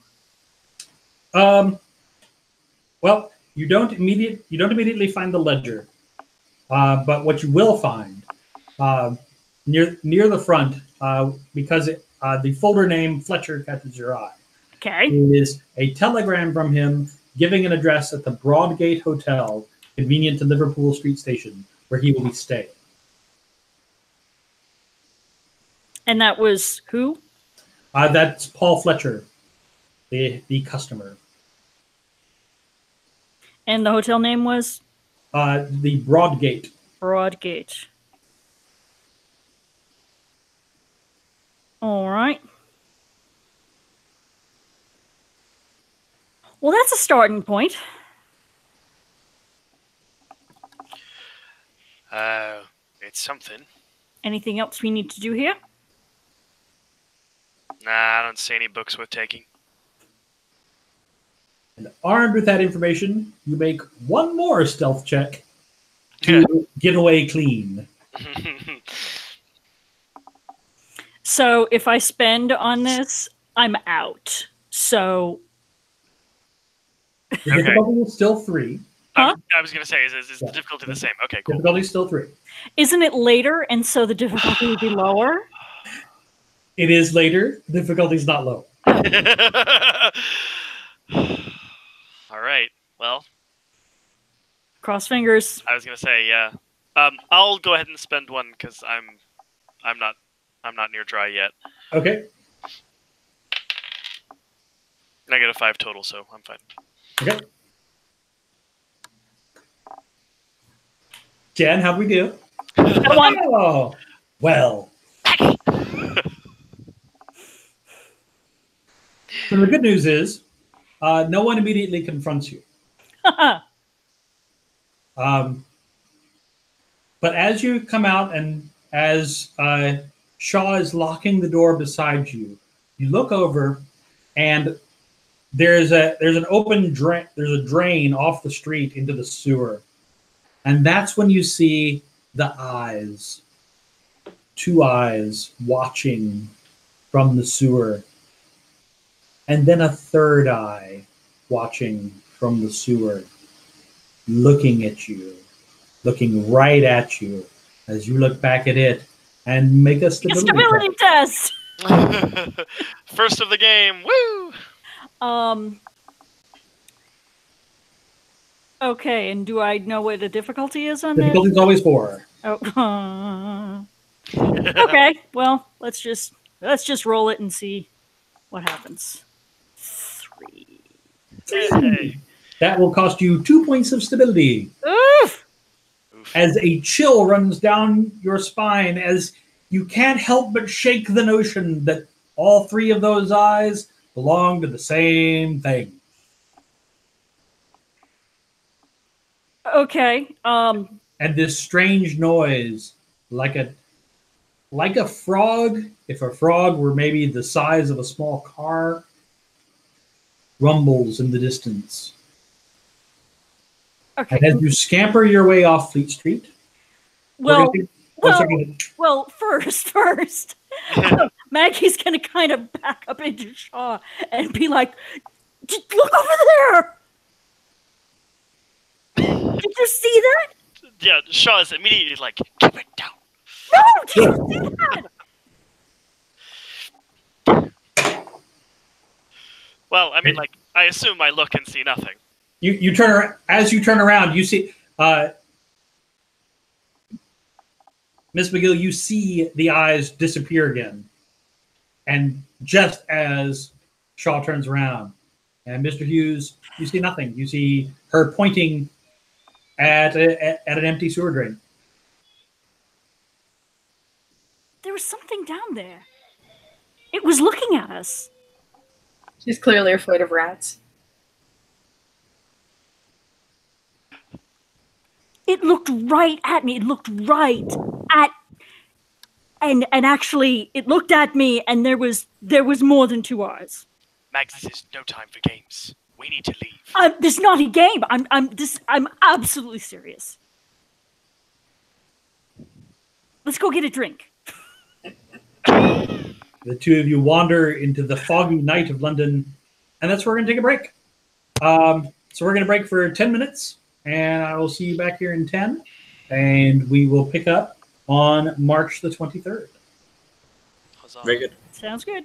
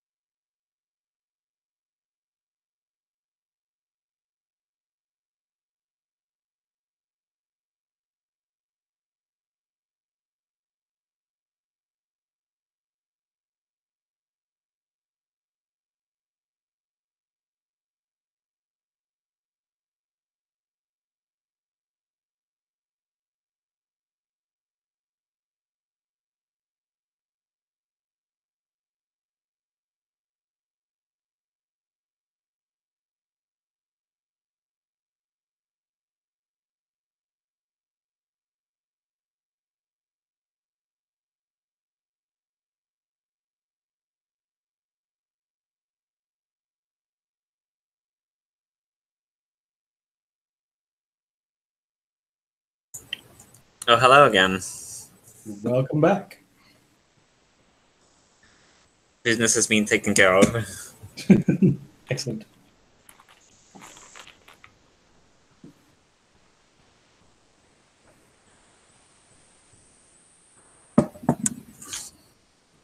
So I have some questions. Fire away while we're waiting for Keith to remanifest. Presumably, we're familiar, personally familiar with, for example, Drummel Yes. and the other employees at Hathaway and Company. Yes. Do we know who Von Kant is? We'll get to that. There are a couple of different skills you could use to know who she is. Okay. So I'm guessing that Bowers is not someone employed by Hathaway and Company because it seems to be one of Drummel's contacts. That is a fair assumption. Okay. Would Occult help me know who Von, what's her face is? Von Kant? Von Kant? Well, if heavens forfend, Drummel is referring to Birgit von Kant.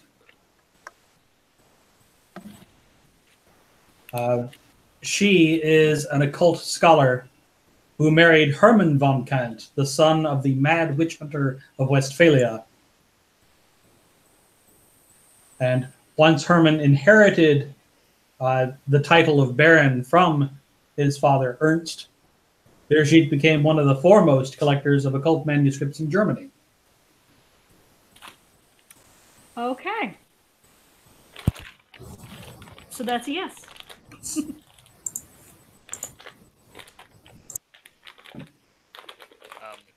I haven't had to take notes on things in a way that's useful in a very long time. Same. So my notes may not be useful. I'm already seeing things that I'm not going to make sense of later if I don't expound on them now. The good news is there will be a recording of this entire session. That's true. Yay! You can go back and view and thumbs up. And if anyone other than the players wishes to give this a thumbs up, subscribe to our channel, do any of that great stuff, we would be forever in your debt. Yes, please do. We need the ego boost. All right. So, the late morning of March the 23rd.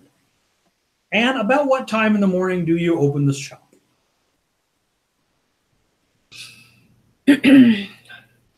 About 10. All right. Before that, I'm at confession. Oh, Secret confession. All right. Do you confess anything of note, or is it the standard I had wicked thoughts about someone? I do not ever confess that.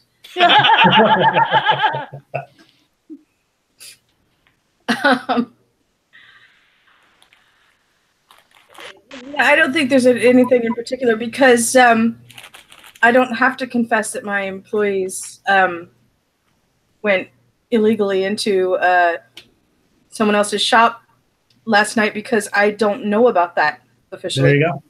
Officially? I'm sure Jesus only counts the official stuff. Yes. That's how it works. Then, at 10 o'clock in the morning, the four of you gather at C.W. Bailey and Sons. Tea is brewing. Who is making the tea? Is it the professor? It probably is. It's not Mr. Hughes. My money's on Professor Handley or Miss Bailey. Then well, we can both do it. But not at the same time. That would be excessive. What's a little competitive tea preparation between friends? All right. England may be deadly. That's true. And the four of you are there. Please share what you have learned. Yes. I'll be right back. So in the chat window, Rich shared the text of the note that Maggie copied down for all of you to see. Bowers, that's good. I missed the name. I think that the Von Kant that they're talking about is it could be Brigitte Von Kant. She's a big collector in Germany. I don't think she might have an agent over here. Probably not enough to warrant a personal visit. Eh? A bit of a hike. Fun fact for the two of you with bibliography. Birgitte's half-brother-in-law is a controversial scholar, Joachim Fury, who is famous because he keeps producing translations and excerpts by saying he dreamed the correct version.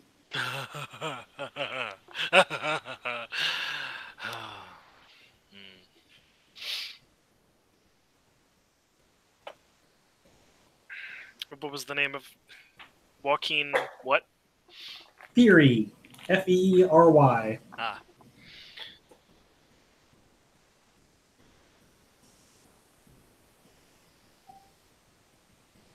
So there's that.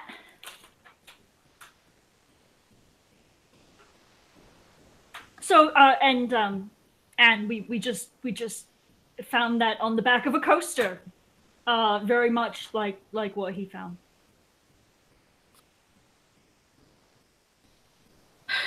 Well, it sounds like someone needs to go there.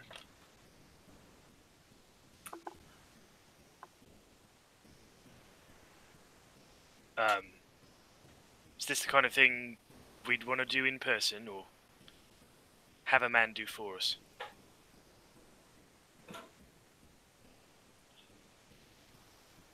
Well, generally, you're the man I have do things for me, so...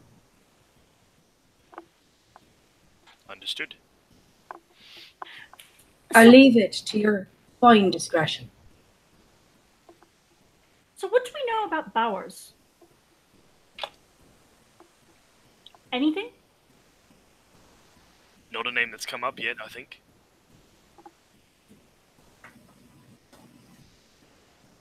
Because it sounds like he's the one that's got the book right now.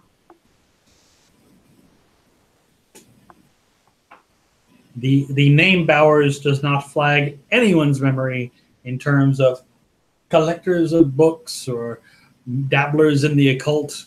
Whoever this person is, they are not part of the scene. Well, I think we should probably go down to the 10 Bells and ask around to see if anyone's heard the name. my thoughts exactly. They won't be open for a while yet, though. No. Well, I don't know. Did they open for lunch? They do. Oh. Mr. Hughes is shocked by this information. What do you mean?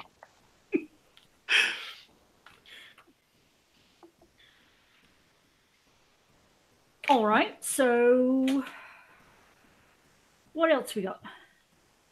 Go to the 10 Bells for lunch. I know none of your usual pals will be there. No, none of them at all. If I do find them there at lunch, I have full bragging rights for the next calendar year. All right, let's see what else. So we can ask about that. Dives will commission someone for it.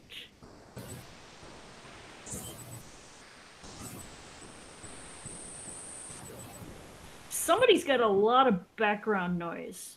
I'm not sure if it's Andy. Let me mute again and tell me if it goes away. It went away.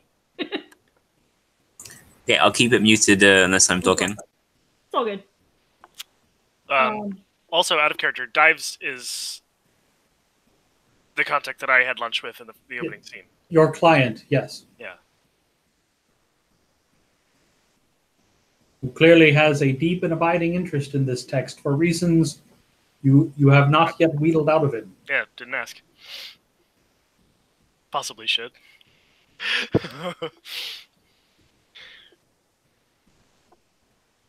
Well, there's no reason you couldn't go talk to him again and talk about sure. progress. Yeah, I suppose I could schedule a meeting. Yeah.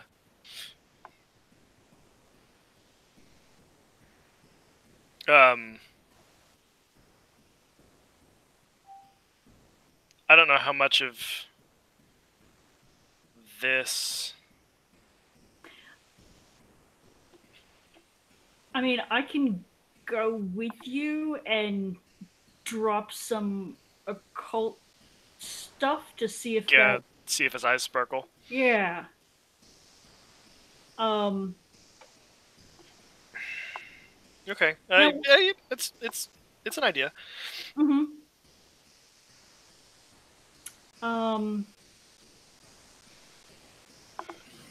Also, you guys have a handful of locations. You have a large number of people. Yes. And the part of the way this functions is you tell me what you want to look into and how you want to go about it. Yes, we're working on it.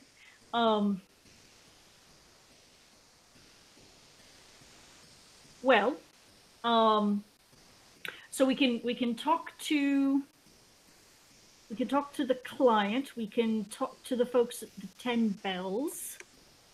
What else do we want to look into?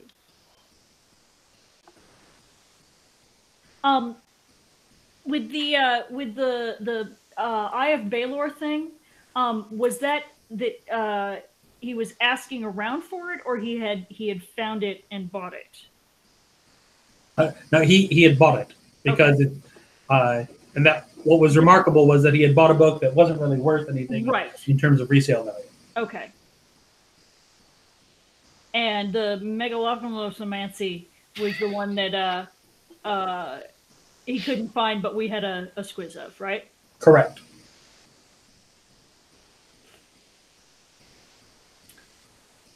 I bet our client might be interested in purchasing that one. Oh. If we wanted to have that as the... If Miss Bailey's all right with that, of course, but as a pretense for a meeting. I would be happy to make the sale. Well, we don't need to sell it just yet. We could put it out that we have it, and that might get us some context coming back. Mm-hmm. Well, then telling Dives we have it serves the same purpose. Right, exactly so. I'm on it. Don't tell him we have it. Tell him we have a line on it. Right. So, myself and Mr. Hughes could go together, I guess, down to 10 Bells, and you can phone up the gentleman to see if we can get a meeting with him. And what other things are we going to follow up on?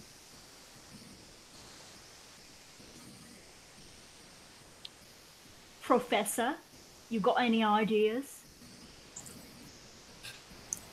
Several dozen, but few of relevance right now.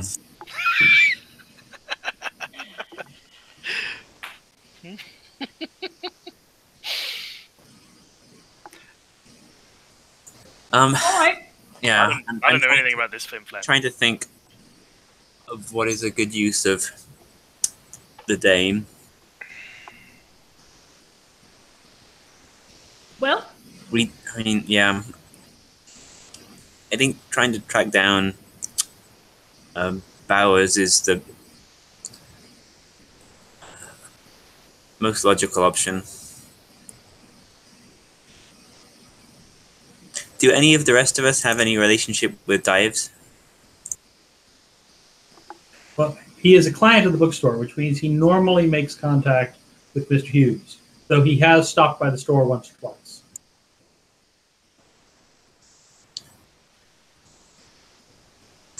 I'm wondering if it's worth going to see him to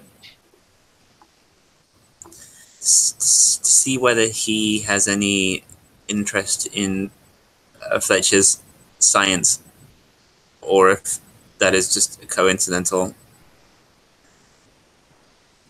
That this book, that his interest in this book is unrelated to Fletcher's interest in this book. Well, as a professor, you are aware that Dives has a first in mathematics from Oxford. Oh, he does. Okay. All of you are aware of Dives's Who's Who biography. That he was born in Cape Town, father made a fortune in mining, educated in Oxford, where he got a first in mathematics. His address is in Pimlico, and he owns a shooting place in Ayrshire. And he's got lots and lots of money. Yes. That's the bit I care about.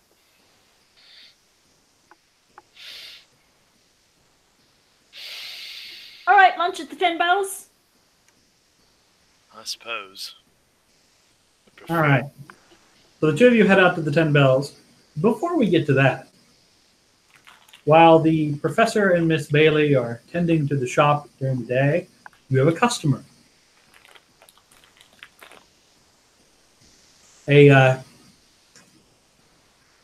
Well, we wouldn't necessarily call her an attractive woman. Appears to be in her mid to late 30s. She is wearing what would normally be a men's suit, but in a somewhat feminine cut. She has a pair of glasses perched on the end of her nose and a small pin on her lapel, which bears delightfully the swastika.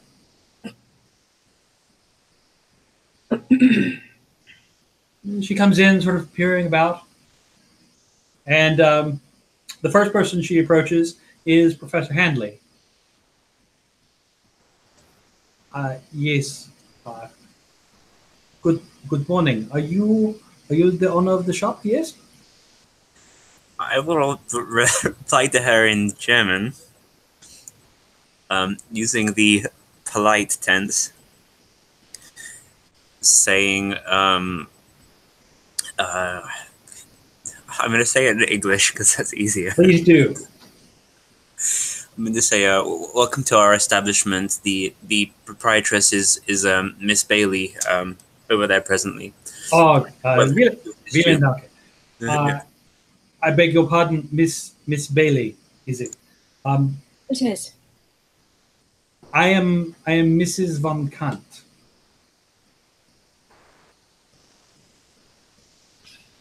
And I am actually here. Well, I am passing through the various secondhand bookshops of London on an assignment from a dear friend of mine, the Archbishop of Munich. The Archbishop is looking for a book that was stolen from the Brownell Church Library in 1805. In Latin, the title is Caedis Urbe Verae Claves. I see. Miss Bailey and Professor Handley, do either of you have assess honesty? Nope. Okay, moving on. That's my job. You're not here, are you? You sent me away.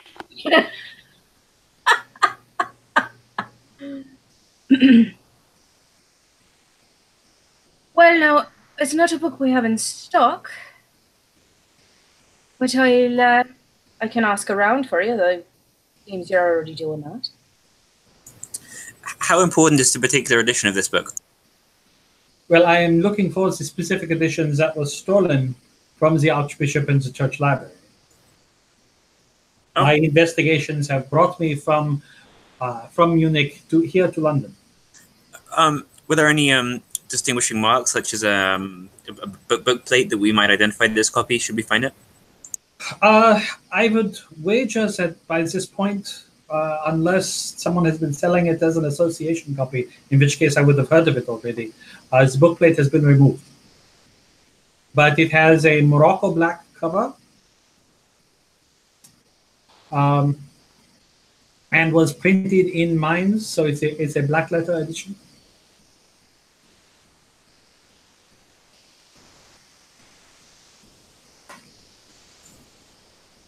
And how might we contact you should we find the book? Yes. Well, I will be staying at the Court Hotel in the city.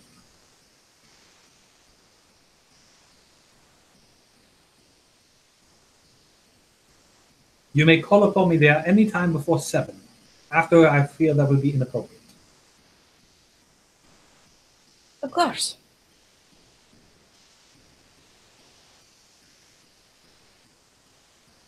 Is there anything else we can help you with? Takes a long look around.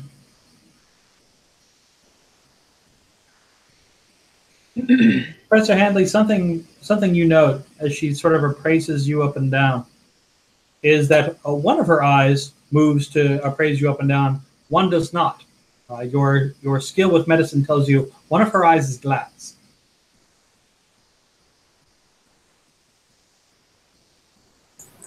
Adam, should you be looking for any refreshment, I can very much recommend the Covent Garden Milk Bar. Very short walk from here. It's a most excellent place to have a revitalizing beverage before strolling around the edge of the neighborhood. Yeah, Professor, are you asking me out to a drink? I'm afraid my duty's precluded, but you seem like a woman of quality. Thank you. Well, as I said, I will be at the hotel, and you may call upon me there. If I am not there, I will respond immediately. Thank you for your time. Thank you for your custom. Do not send customers to go drink at different establishments. The tea right here.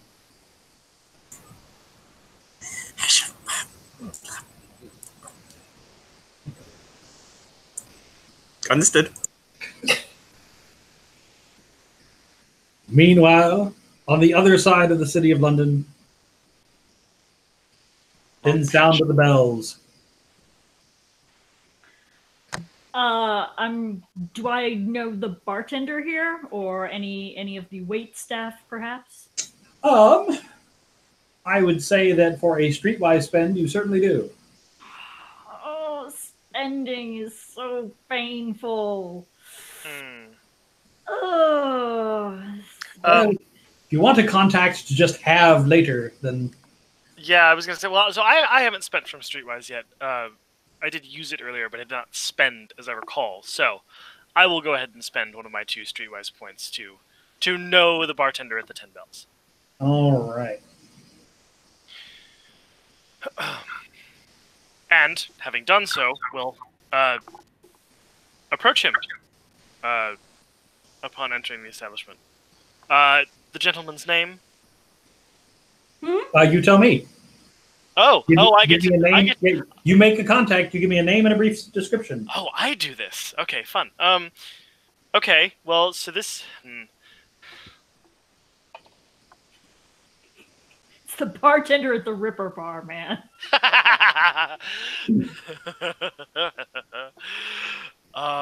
Yeah, there's... Sketch AF. There's gotta... Yeah, no, there's a whole lot of sleaze. Yes, but when in doubt, his name is John. Buckets of grease. It's gotta be John, right? There's... Okay, yeah, no. Or at least that's the name he gives everybody. Sure.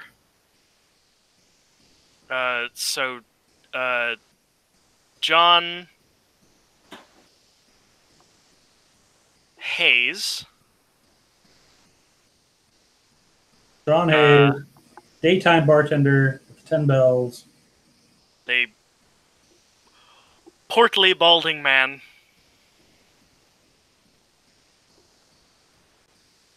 Ex-sailor, how about that? Ex-sailor. Yeah, I like it. All right. He nods to you as you walk in. Bit of an early day for you, isn't it? Yeah. Tell me what you'd like. Business instead of pleasure this time, I'm afraid, John. Well, then let's do some business. You're going to buy something from me before you come pump me for information. All right, okay.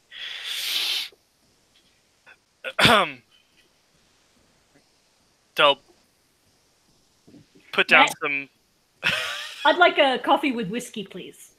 Ooh. Coming right up. At lunchtime. Saucy.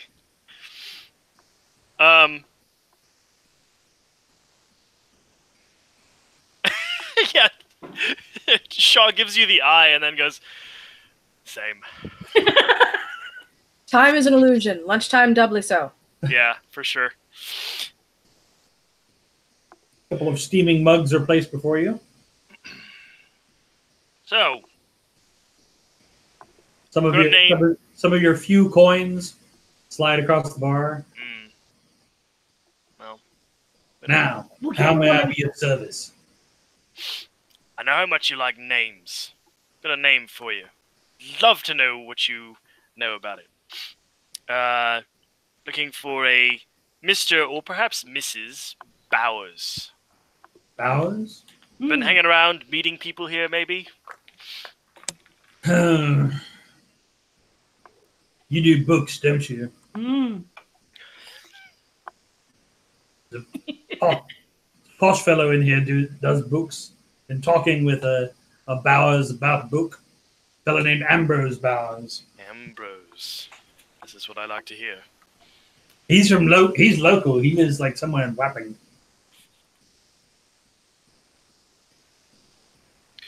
Does he come here just to meet this person, or hang around otherwise?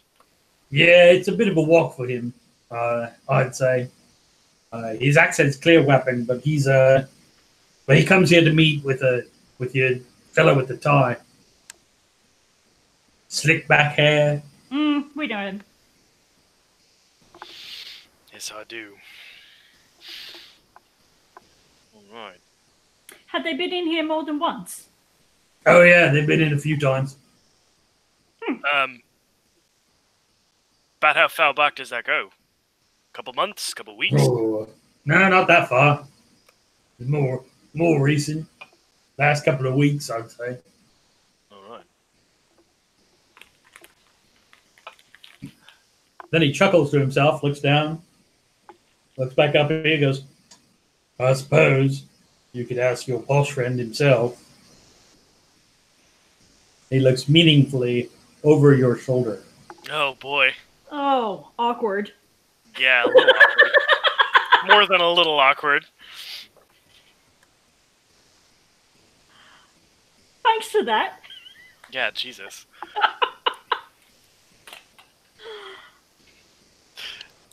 Well, however, Shaw does not skip a beat in turning around and... Maggie's like, oh god. What a coincidence. We were just talking about some of your acquaintances.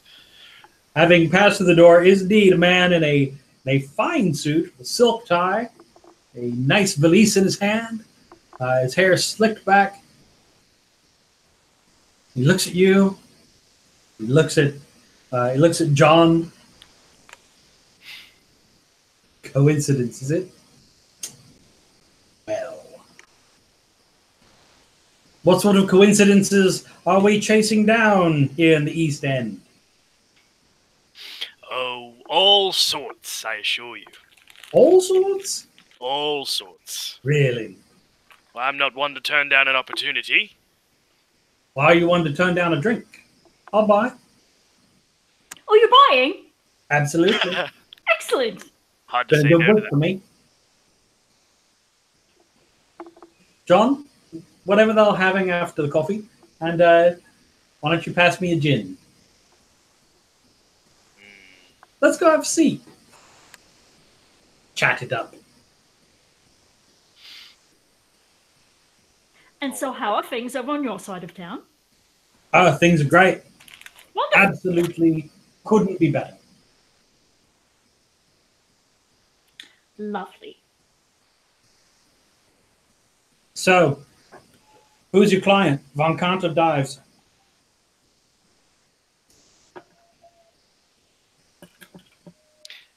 Yes. Actually, No, you've got it all wrong. It's a Mr. Wimble. He's new in town. Wimble. Not even trying to hide it. Just completely messing with him. Now, see, neither of you shuddered when I mentioned Moncan, which means you haven't met her. Do keep an eye out for her pets, though. Her pets? Yeah. What pets? Well, friendly warnings are friendly. Information has a price.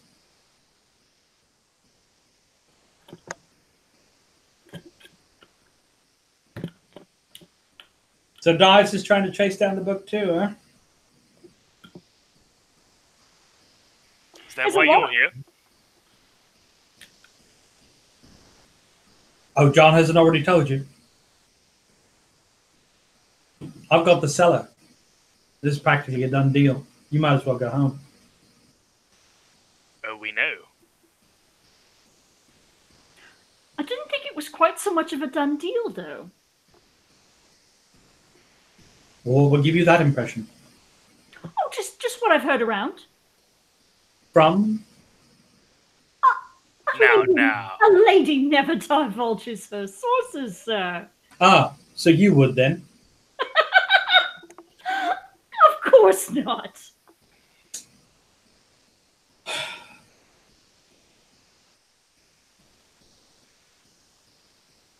You're going to waste your time. You're going to waste his money. And as I understand it, he gets cranky about that sort of thing. His money to waste. And I don't intend to waste anything. Always a pleasure seeing you, Shaw. Wish I could say likewise. She kicks That's because every time I show up, you walk away empty-handed. Tragedy. But tragedy seems to be your theme. He looks pointedly at Maggie. Oof. Cheers. Oof.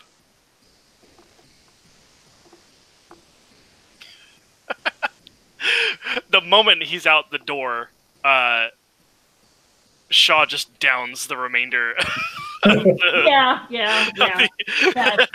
the Irish coffee. I hate that, man.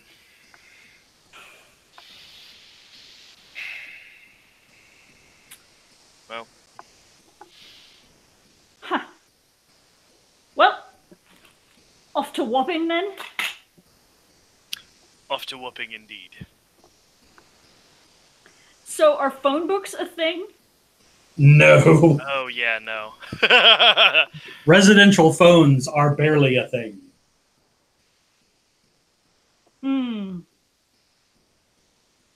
Yeah, we're going to have to do this the hard way.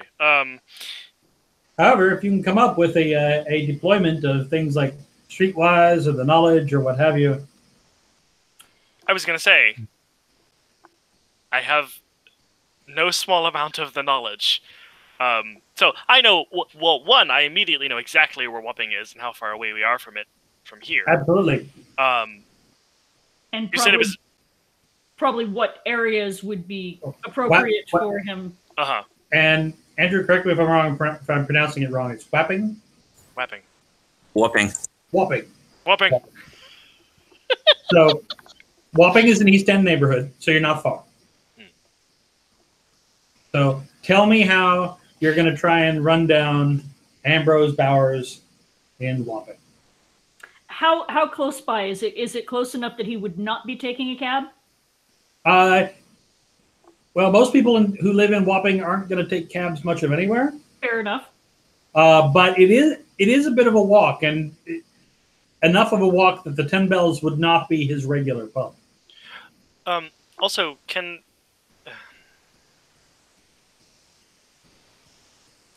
we have gotten a description from John? Like I mean, not in detail, but like a vague idea of. Absolutely. Okay. Yeah, sorry to retcon that, but that's all right. It would be good to know. He describes him as a sort of pudgy fellow, Doesn't look terribly healthy. Tends to chew the ends of his mustache when he talks.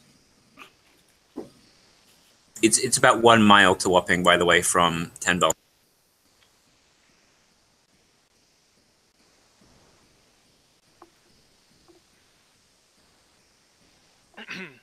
All right, well, it's about a 20-minute jaunt from here.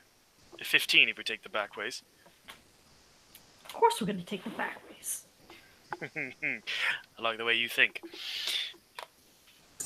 You got to walk past the Tower of London. Ooh. So give me some idea of how you're trying to run this guy down. I don't know if that's a neighborhood that is absolutely lousy with pubs, or if there's a short list of them within easy distance of where the neighborhood where we believe he would be living. There are several pubs. Most of them look like they're more like neighborhood pubs, like they're central to several different housing estates, collections of flats. Well, we can always check those. Unless you've got another idea. We'd be at that all day.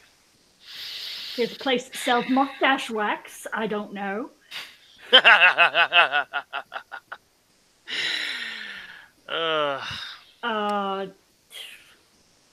What else do we know about him? There's no bookstores in that area, is there? There are a couple places that call themselves bookshops. Oof.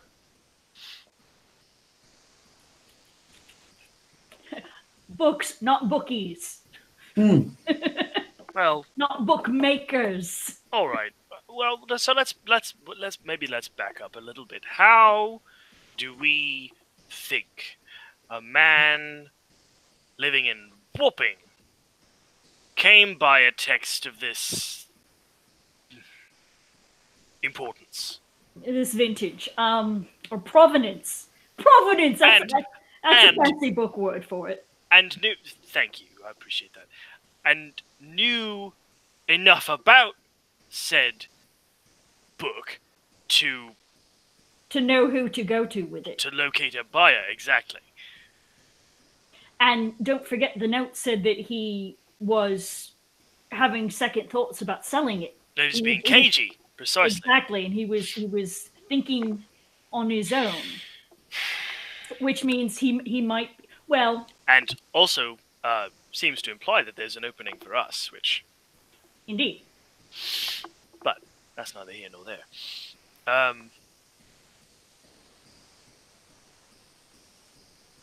So that's what I'm chewing on.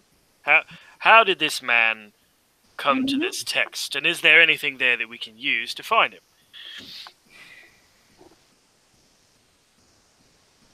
It's not a name that I've heard before. It could be he's going under a different name than his own.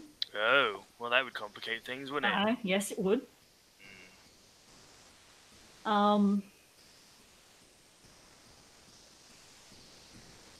we can ask around the neighborhood and see what people know about him. If he's a recent arrival, if he's out of the house, and which house it is, and perhaps he's not got such a good lock on his front door. Perhaps not. All right. I will note this is a pulp adventure. If people want to chime in with additional assistance, feel free. Give suggestions. Discuss plots. Yeah, because I'm personally at a loss. Do you want to go back to the store and before we head over to Wapping then? Well, I don't know that there's anything to be gained there. Besides, people look at me funny when I walk around in there. So, all I was thinking is you guys were talking about somebody selling under a different name. We have not pursued the current Comte, Louis. That's correct.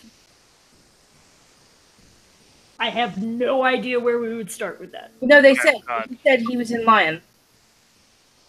Leon? Lyon? Lyon? Yeah. Lyon? Lyon in France? Yeah. Yep. I was gonna say. He lives in France. That's a bit of a I'm imagining travel to France is a bit expensive. But I'm saying, if he wasn't in France, but that's where he is. Or that's where he lives, but he doesn't not necessarily there.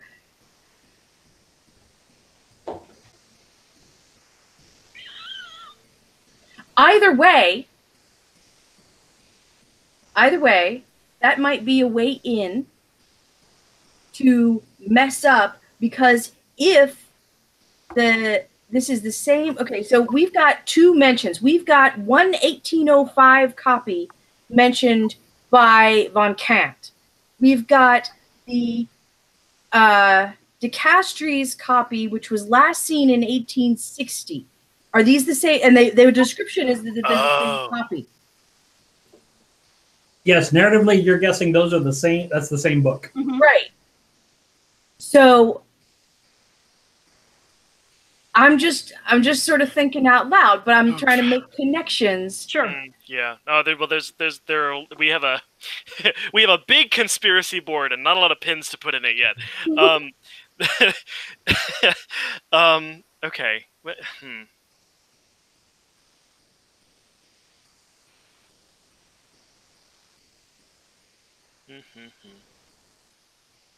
Like I said, you could use, if you wanted to try and run down Bowers in Wapping, you could use Streetwise or the knowledge. Just tell me how.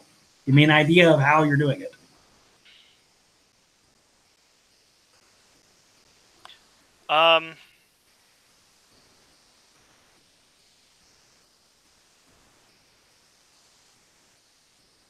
How much has that neighborhood changed in recent history? Has there been a lot of like? It has not very much. It is not very much. Okay. There are parts of it that look positively like Victorian rookeries. Would perhaps a spend of the knowledge maybe give me an idea of what sort of people and where have been moving to and from the area? Indeed. Okay. Maybe that's a thing. When you start asking about people who have moved in and out of the area and trying to cross-reference that, you discover that Ambrose Bowers did live in Wapping until very recently. Oh. Because he lived in a set of old rooms with his mother, Ellen. His mother, Ellen, lives at 58 Kennett Street, number 3 in Wapping.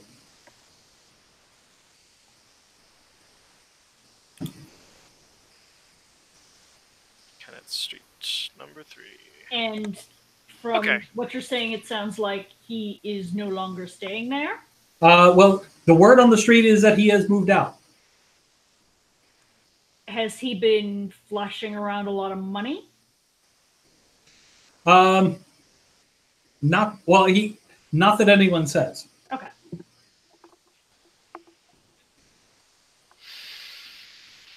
All right, we got an address. There's a place to start. Yeah, I guess we go speak with his mother. All right. You head over to 58 Kennett Street. You knock on the door. You get no answer.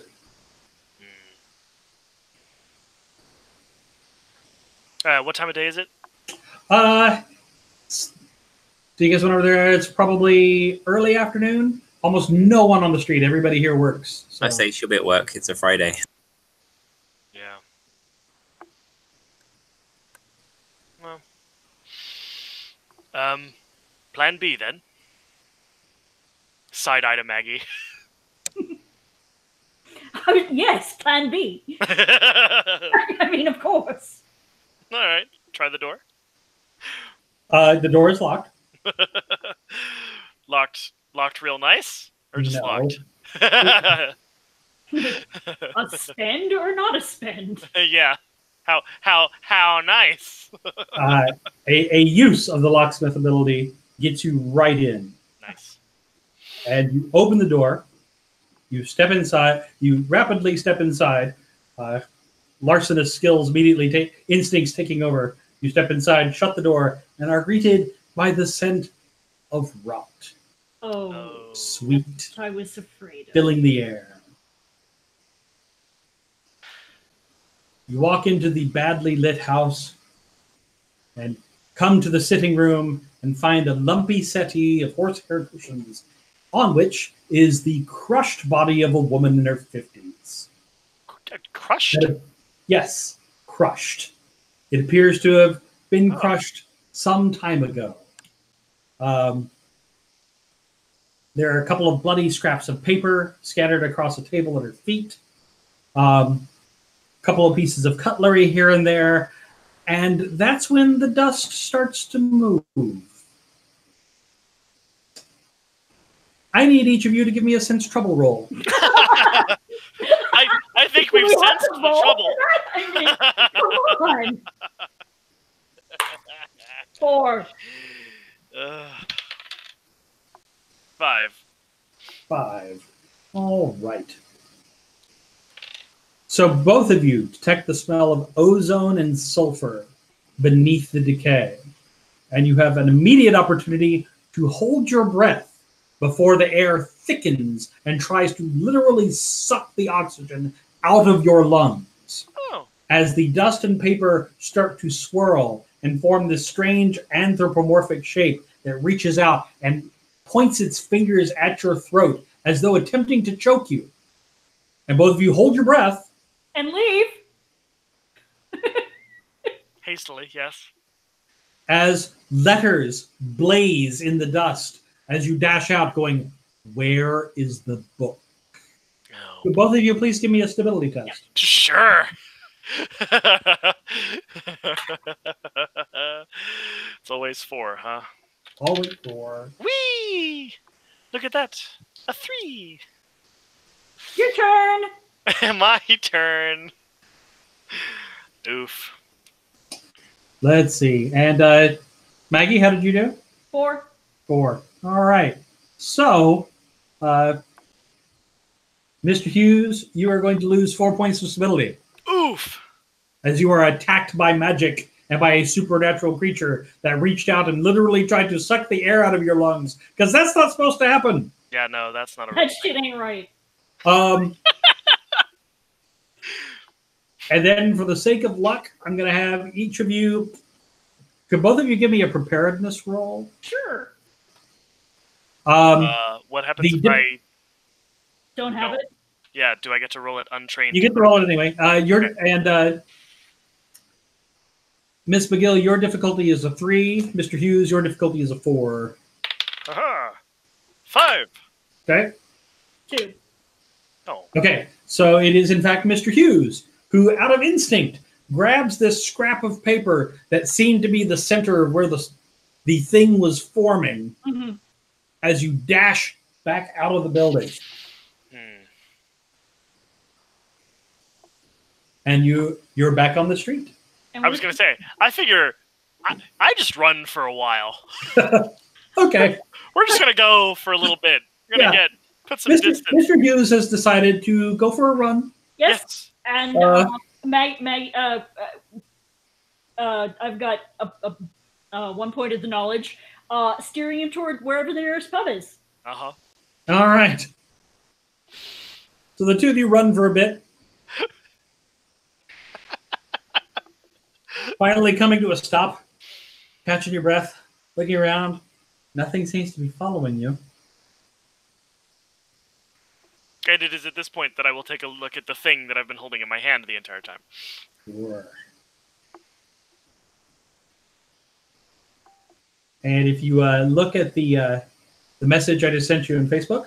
Oh, boy. What you will see is this. Oh, boy. a whole other document. It's a... Oh, this is something for the professor. It's something for the professor, yeah, because this is nonsense. Yeah.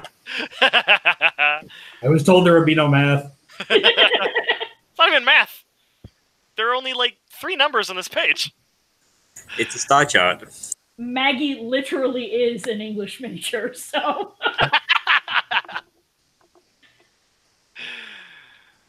All right, let's go get a drink and then go back to the shop. Because that was horrible. Completely horrible. No wonder he left.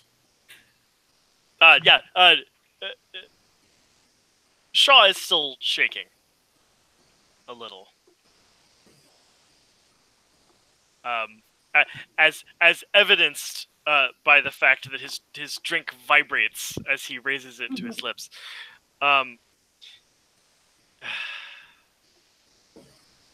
So, a couple of things that you can see just from looking at it. One, Miss McGill, your document analysis tells you that the paper upon which it is written has been torn from some sort of pocket notebook. Okay. Paper probably produced in France. Okay. And occult, you don't know what the letters mean, but strings of letters like this that are almost a palindrome are sometimes used as things called ghost traps in order to imprison a spirit, because it's not quite a palindrome, so it can catch a spirit if you do it right. I see. Based on my occult knowledge, by taking that, did we just let something out? Maybe. We. And it wants the book, so we won't. You're not sure yet because you don't know what the lines of the numbers. Right. Well, that won't haunt us ever again. We're past it now. It's fine. So I meant to say this before. The thing he said about the German bird with her pets. Remember that? Yeah. I bet that's what I saw last night.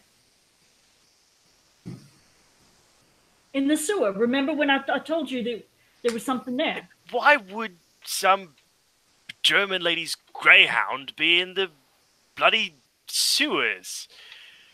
Well, if she's all magic-y, it might not be. What do you mean, old?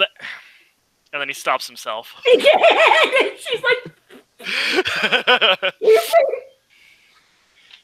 Takes a long drink.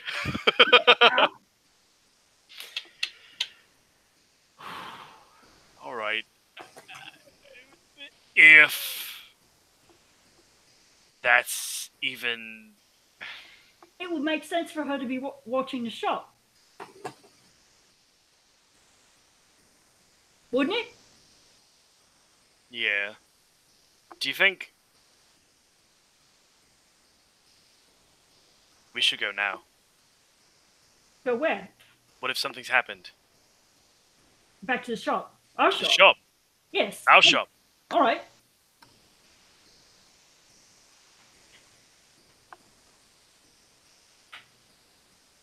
We hoof it back to CW and Bailey. All right. Sorry, CW, Bailey, and Sun. My bad. As the sun sets, I need Professor Handley and Miss Bailey to give me a sense trouble roll. If we don't have it, we just roll 1 dice and... Yep. I don't think I have it. Let me check. I do have it. Whoops. Would this be in general abilities or investigative? This is a general ability. You do have it, Dr. Handley. Oh, yes, I do. So if I got 5, I roll 5 dice? Nope. You roll 1 die. You may spend any number of points from your pool. To add 1? Yes. Okay, I will spend 1 point and roll this dice, and I get 1 plus 1 is 2. All right. I will also spend 1 point. 6. 6. All right. So, Professor Handley, you are otherwise engaged in making a fresh pot of tea. When Miss Bailey, as you are rearranging the window display, you see a couple of men you recognize as, one, they don't belong in this part of town. They're clearly not part of the theater crowd. They're clearly the sort of people who come by to view the theater crowd when the theater crowd has some money. And they are loitering across the street in an effort to be subtle that is marked by their inability to generally be subtle, being large and wearing flat caps as they are.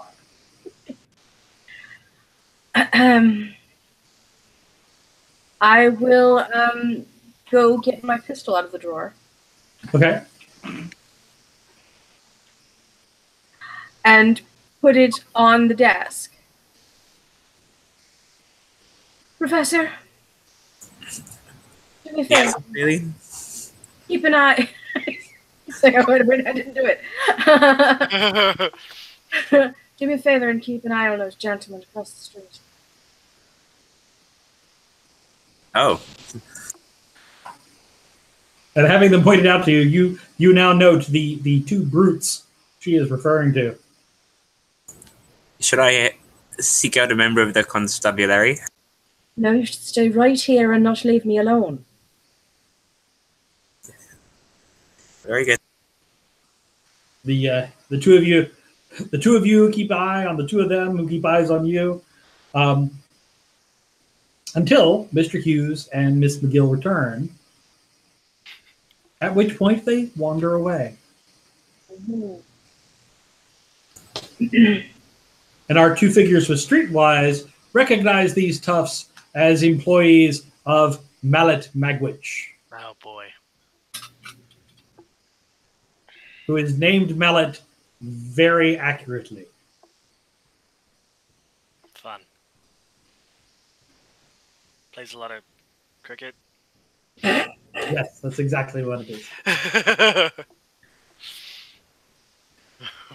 And where have you two been all day? Smells like they've been drinking.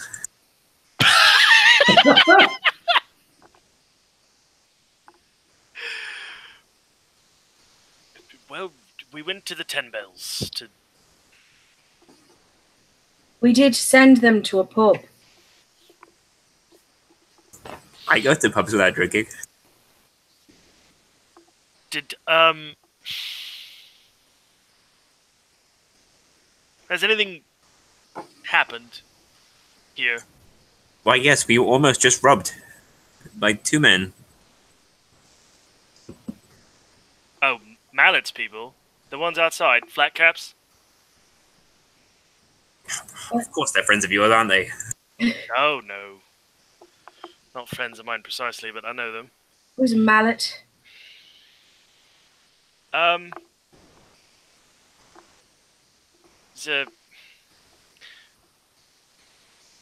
He's a bad sort.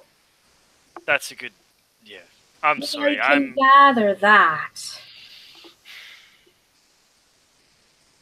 No, but... hold... Let's... What's the matter with him? Has anything else happened? It's been a bad day. We had a visit to the store that lady Von Kant you knew about. She was rather difficult.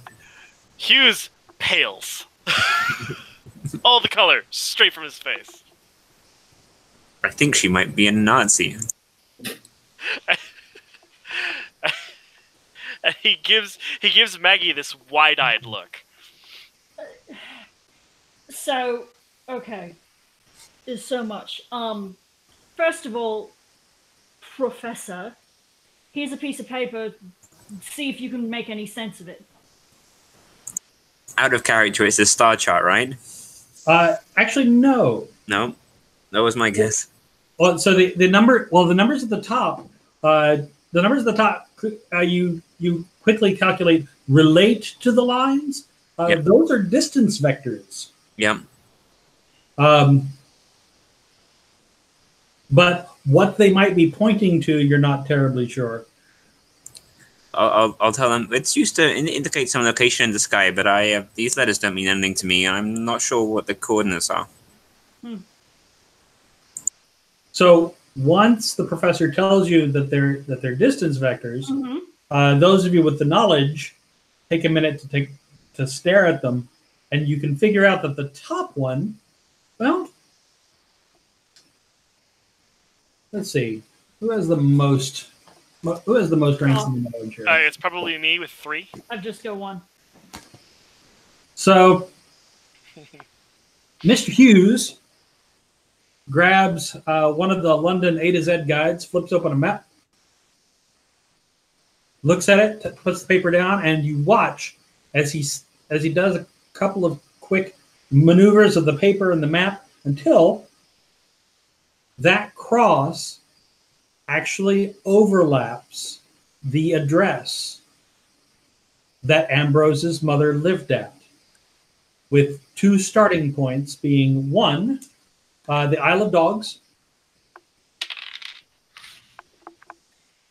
and the other, it might be St. George in the East, which is a church in Wapping.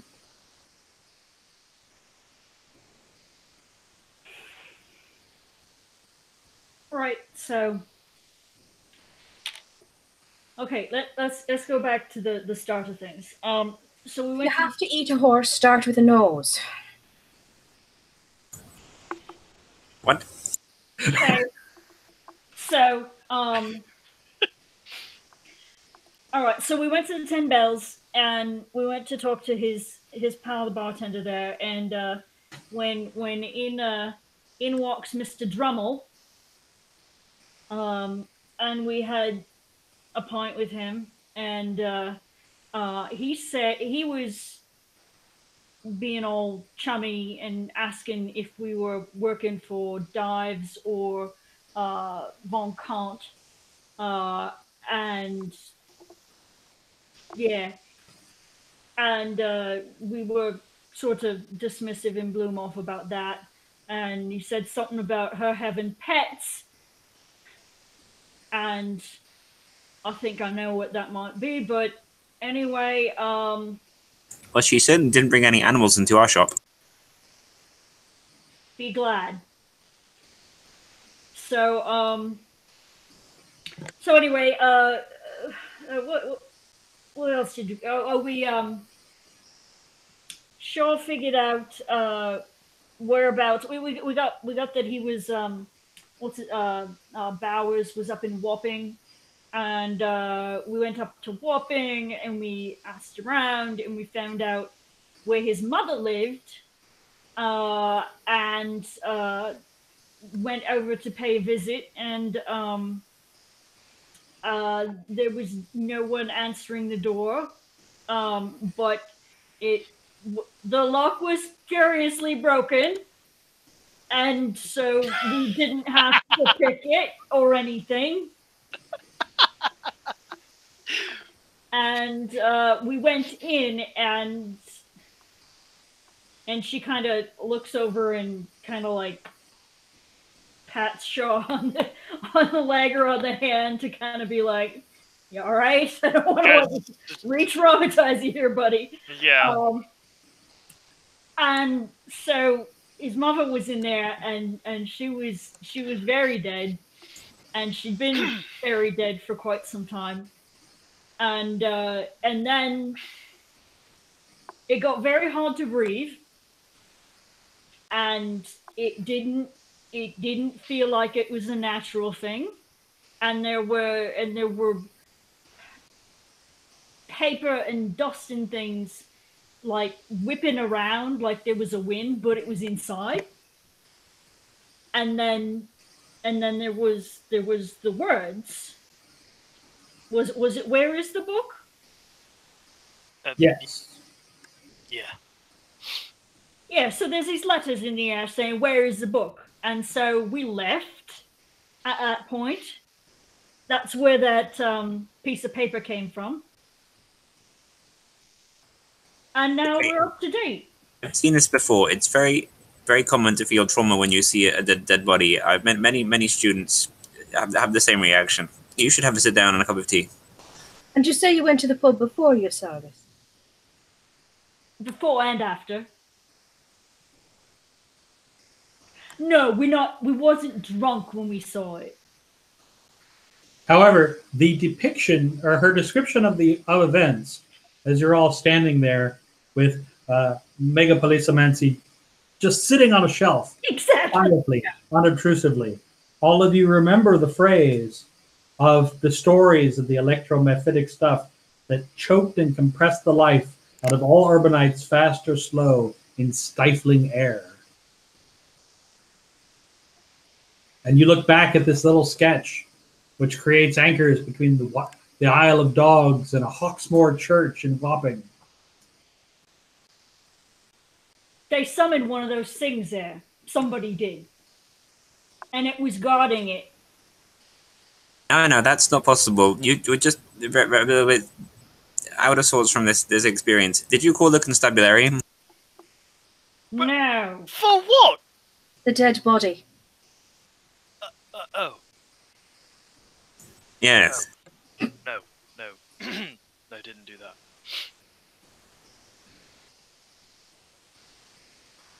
Well, we should. Of course. And then somebody else is going to go in there and have the same thing happen? No, not. They're professionals. They're very well trained. They won't suffer these fits. Professor, I think I'd like a glass of milk, if you don't mind. Most excellent. You could even have full fat. Let me get that for you right away. Maggie reaches into her bag and uncorks a flask.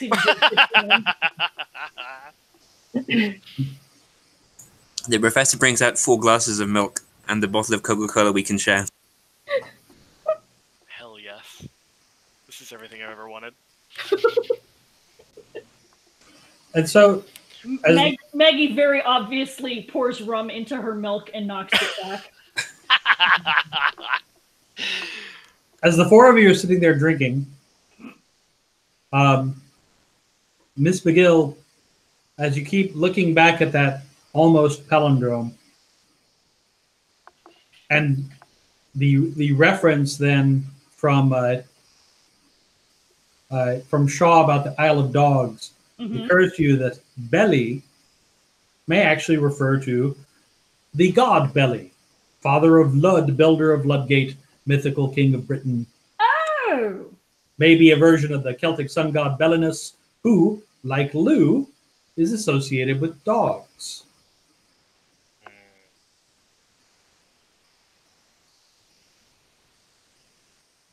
I have no idea what to do with that knowledge. But do you share it with the group? Yes, I do. I start making some notes on there by the Isle of Dogs and Lugh, L-U-G-H, question mark, and Belly, yeah. When you write Belly down, Professor, this the writing offers up a potential translation out of Latin. Cani bellis nodin liber cidis, or the Hound of Belly plus Nodens, maybe? Don't know what that name might mean. Plus the Book of Death. I will relate this to the group.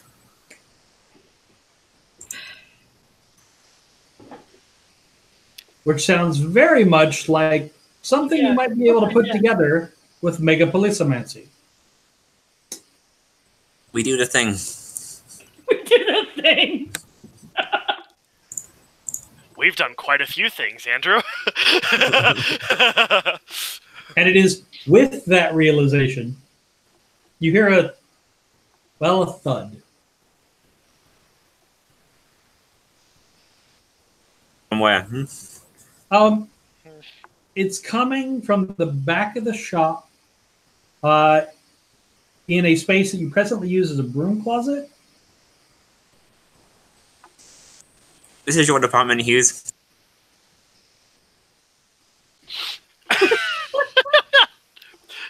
Throws back the remainder of his milk, stands up, straightens his suit jacket. I pick up my pistol. I was going to say, and you've got a pistol, right? Yes. What was that back there? Yeah, it's... Miss Bailey, it's your shop. There shouldn't be anything back there. There's a crash as you hear a door open, a bunch of things clatter over, and you hear a sort of flopping sound. And then a noise. It sounds almost like a frog croaking. Oh boy. But it's a frog croaking as if the frog was trying to say a word like Piatas, something like that. And as Three eyes?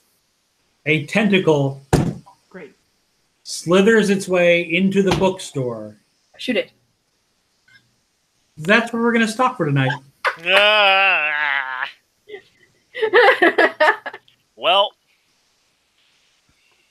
it's not Cthulhu without tentacles.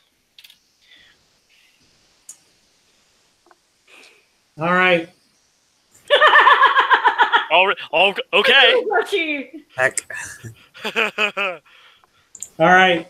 Here endeth tonight's story. Thank you guys for participating. Yay. We will pick this back up again in 2 weeks at 3:30 in the afternoon with some tentacle fun. Yes, some light scuffling. Stability rolls all round. And some Oh, stability. yes, indeed. I'm already halfway down. This will be great. And, so we will see you guys then. Yes. For those of you who pick us up over the next 2 weeks, thank you for stopping by. Please do like, share, and subscribe as you see us. And Check out our world info, right? Absolutely do that, yes. absolutely, please check us out on World Anvil. You can also find us on Twitter at Tesserarian and I'll have to come up with a better sign-off than this. All right. How about ta-ta for now? Yes. Cheerio. I like it. Ta-ta for now. Oh, ta-ta, 2 T's. Nice. Good one. That was totally intentional.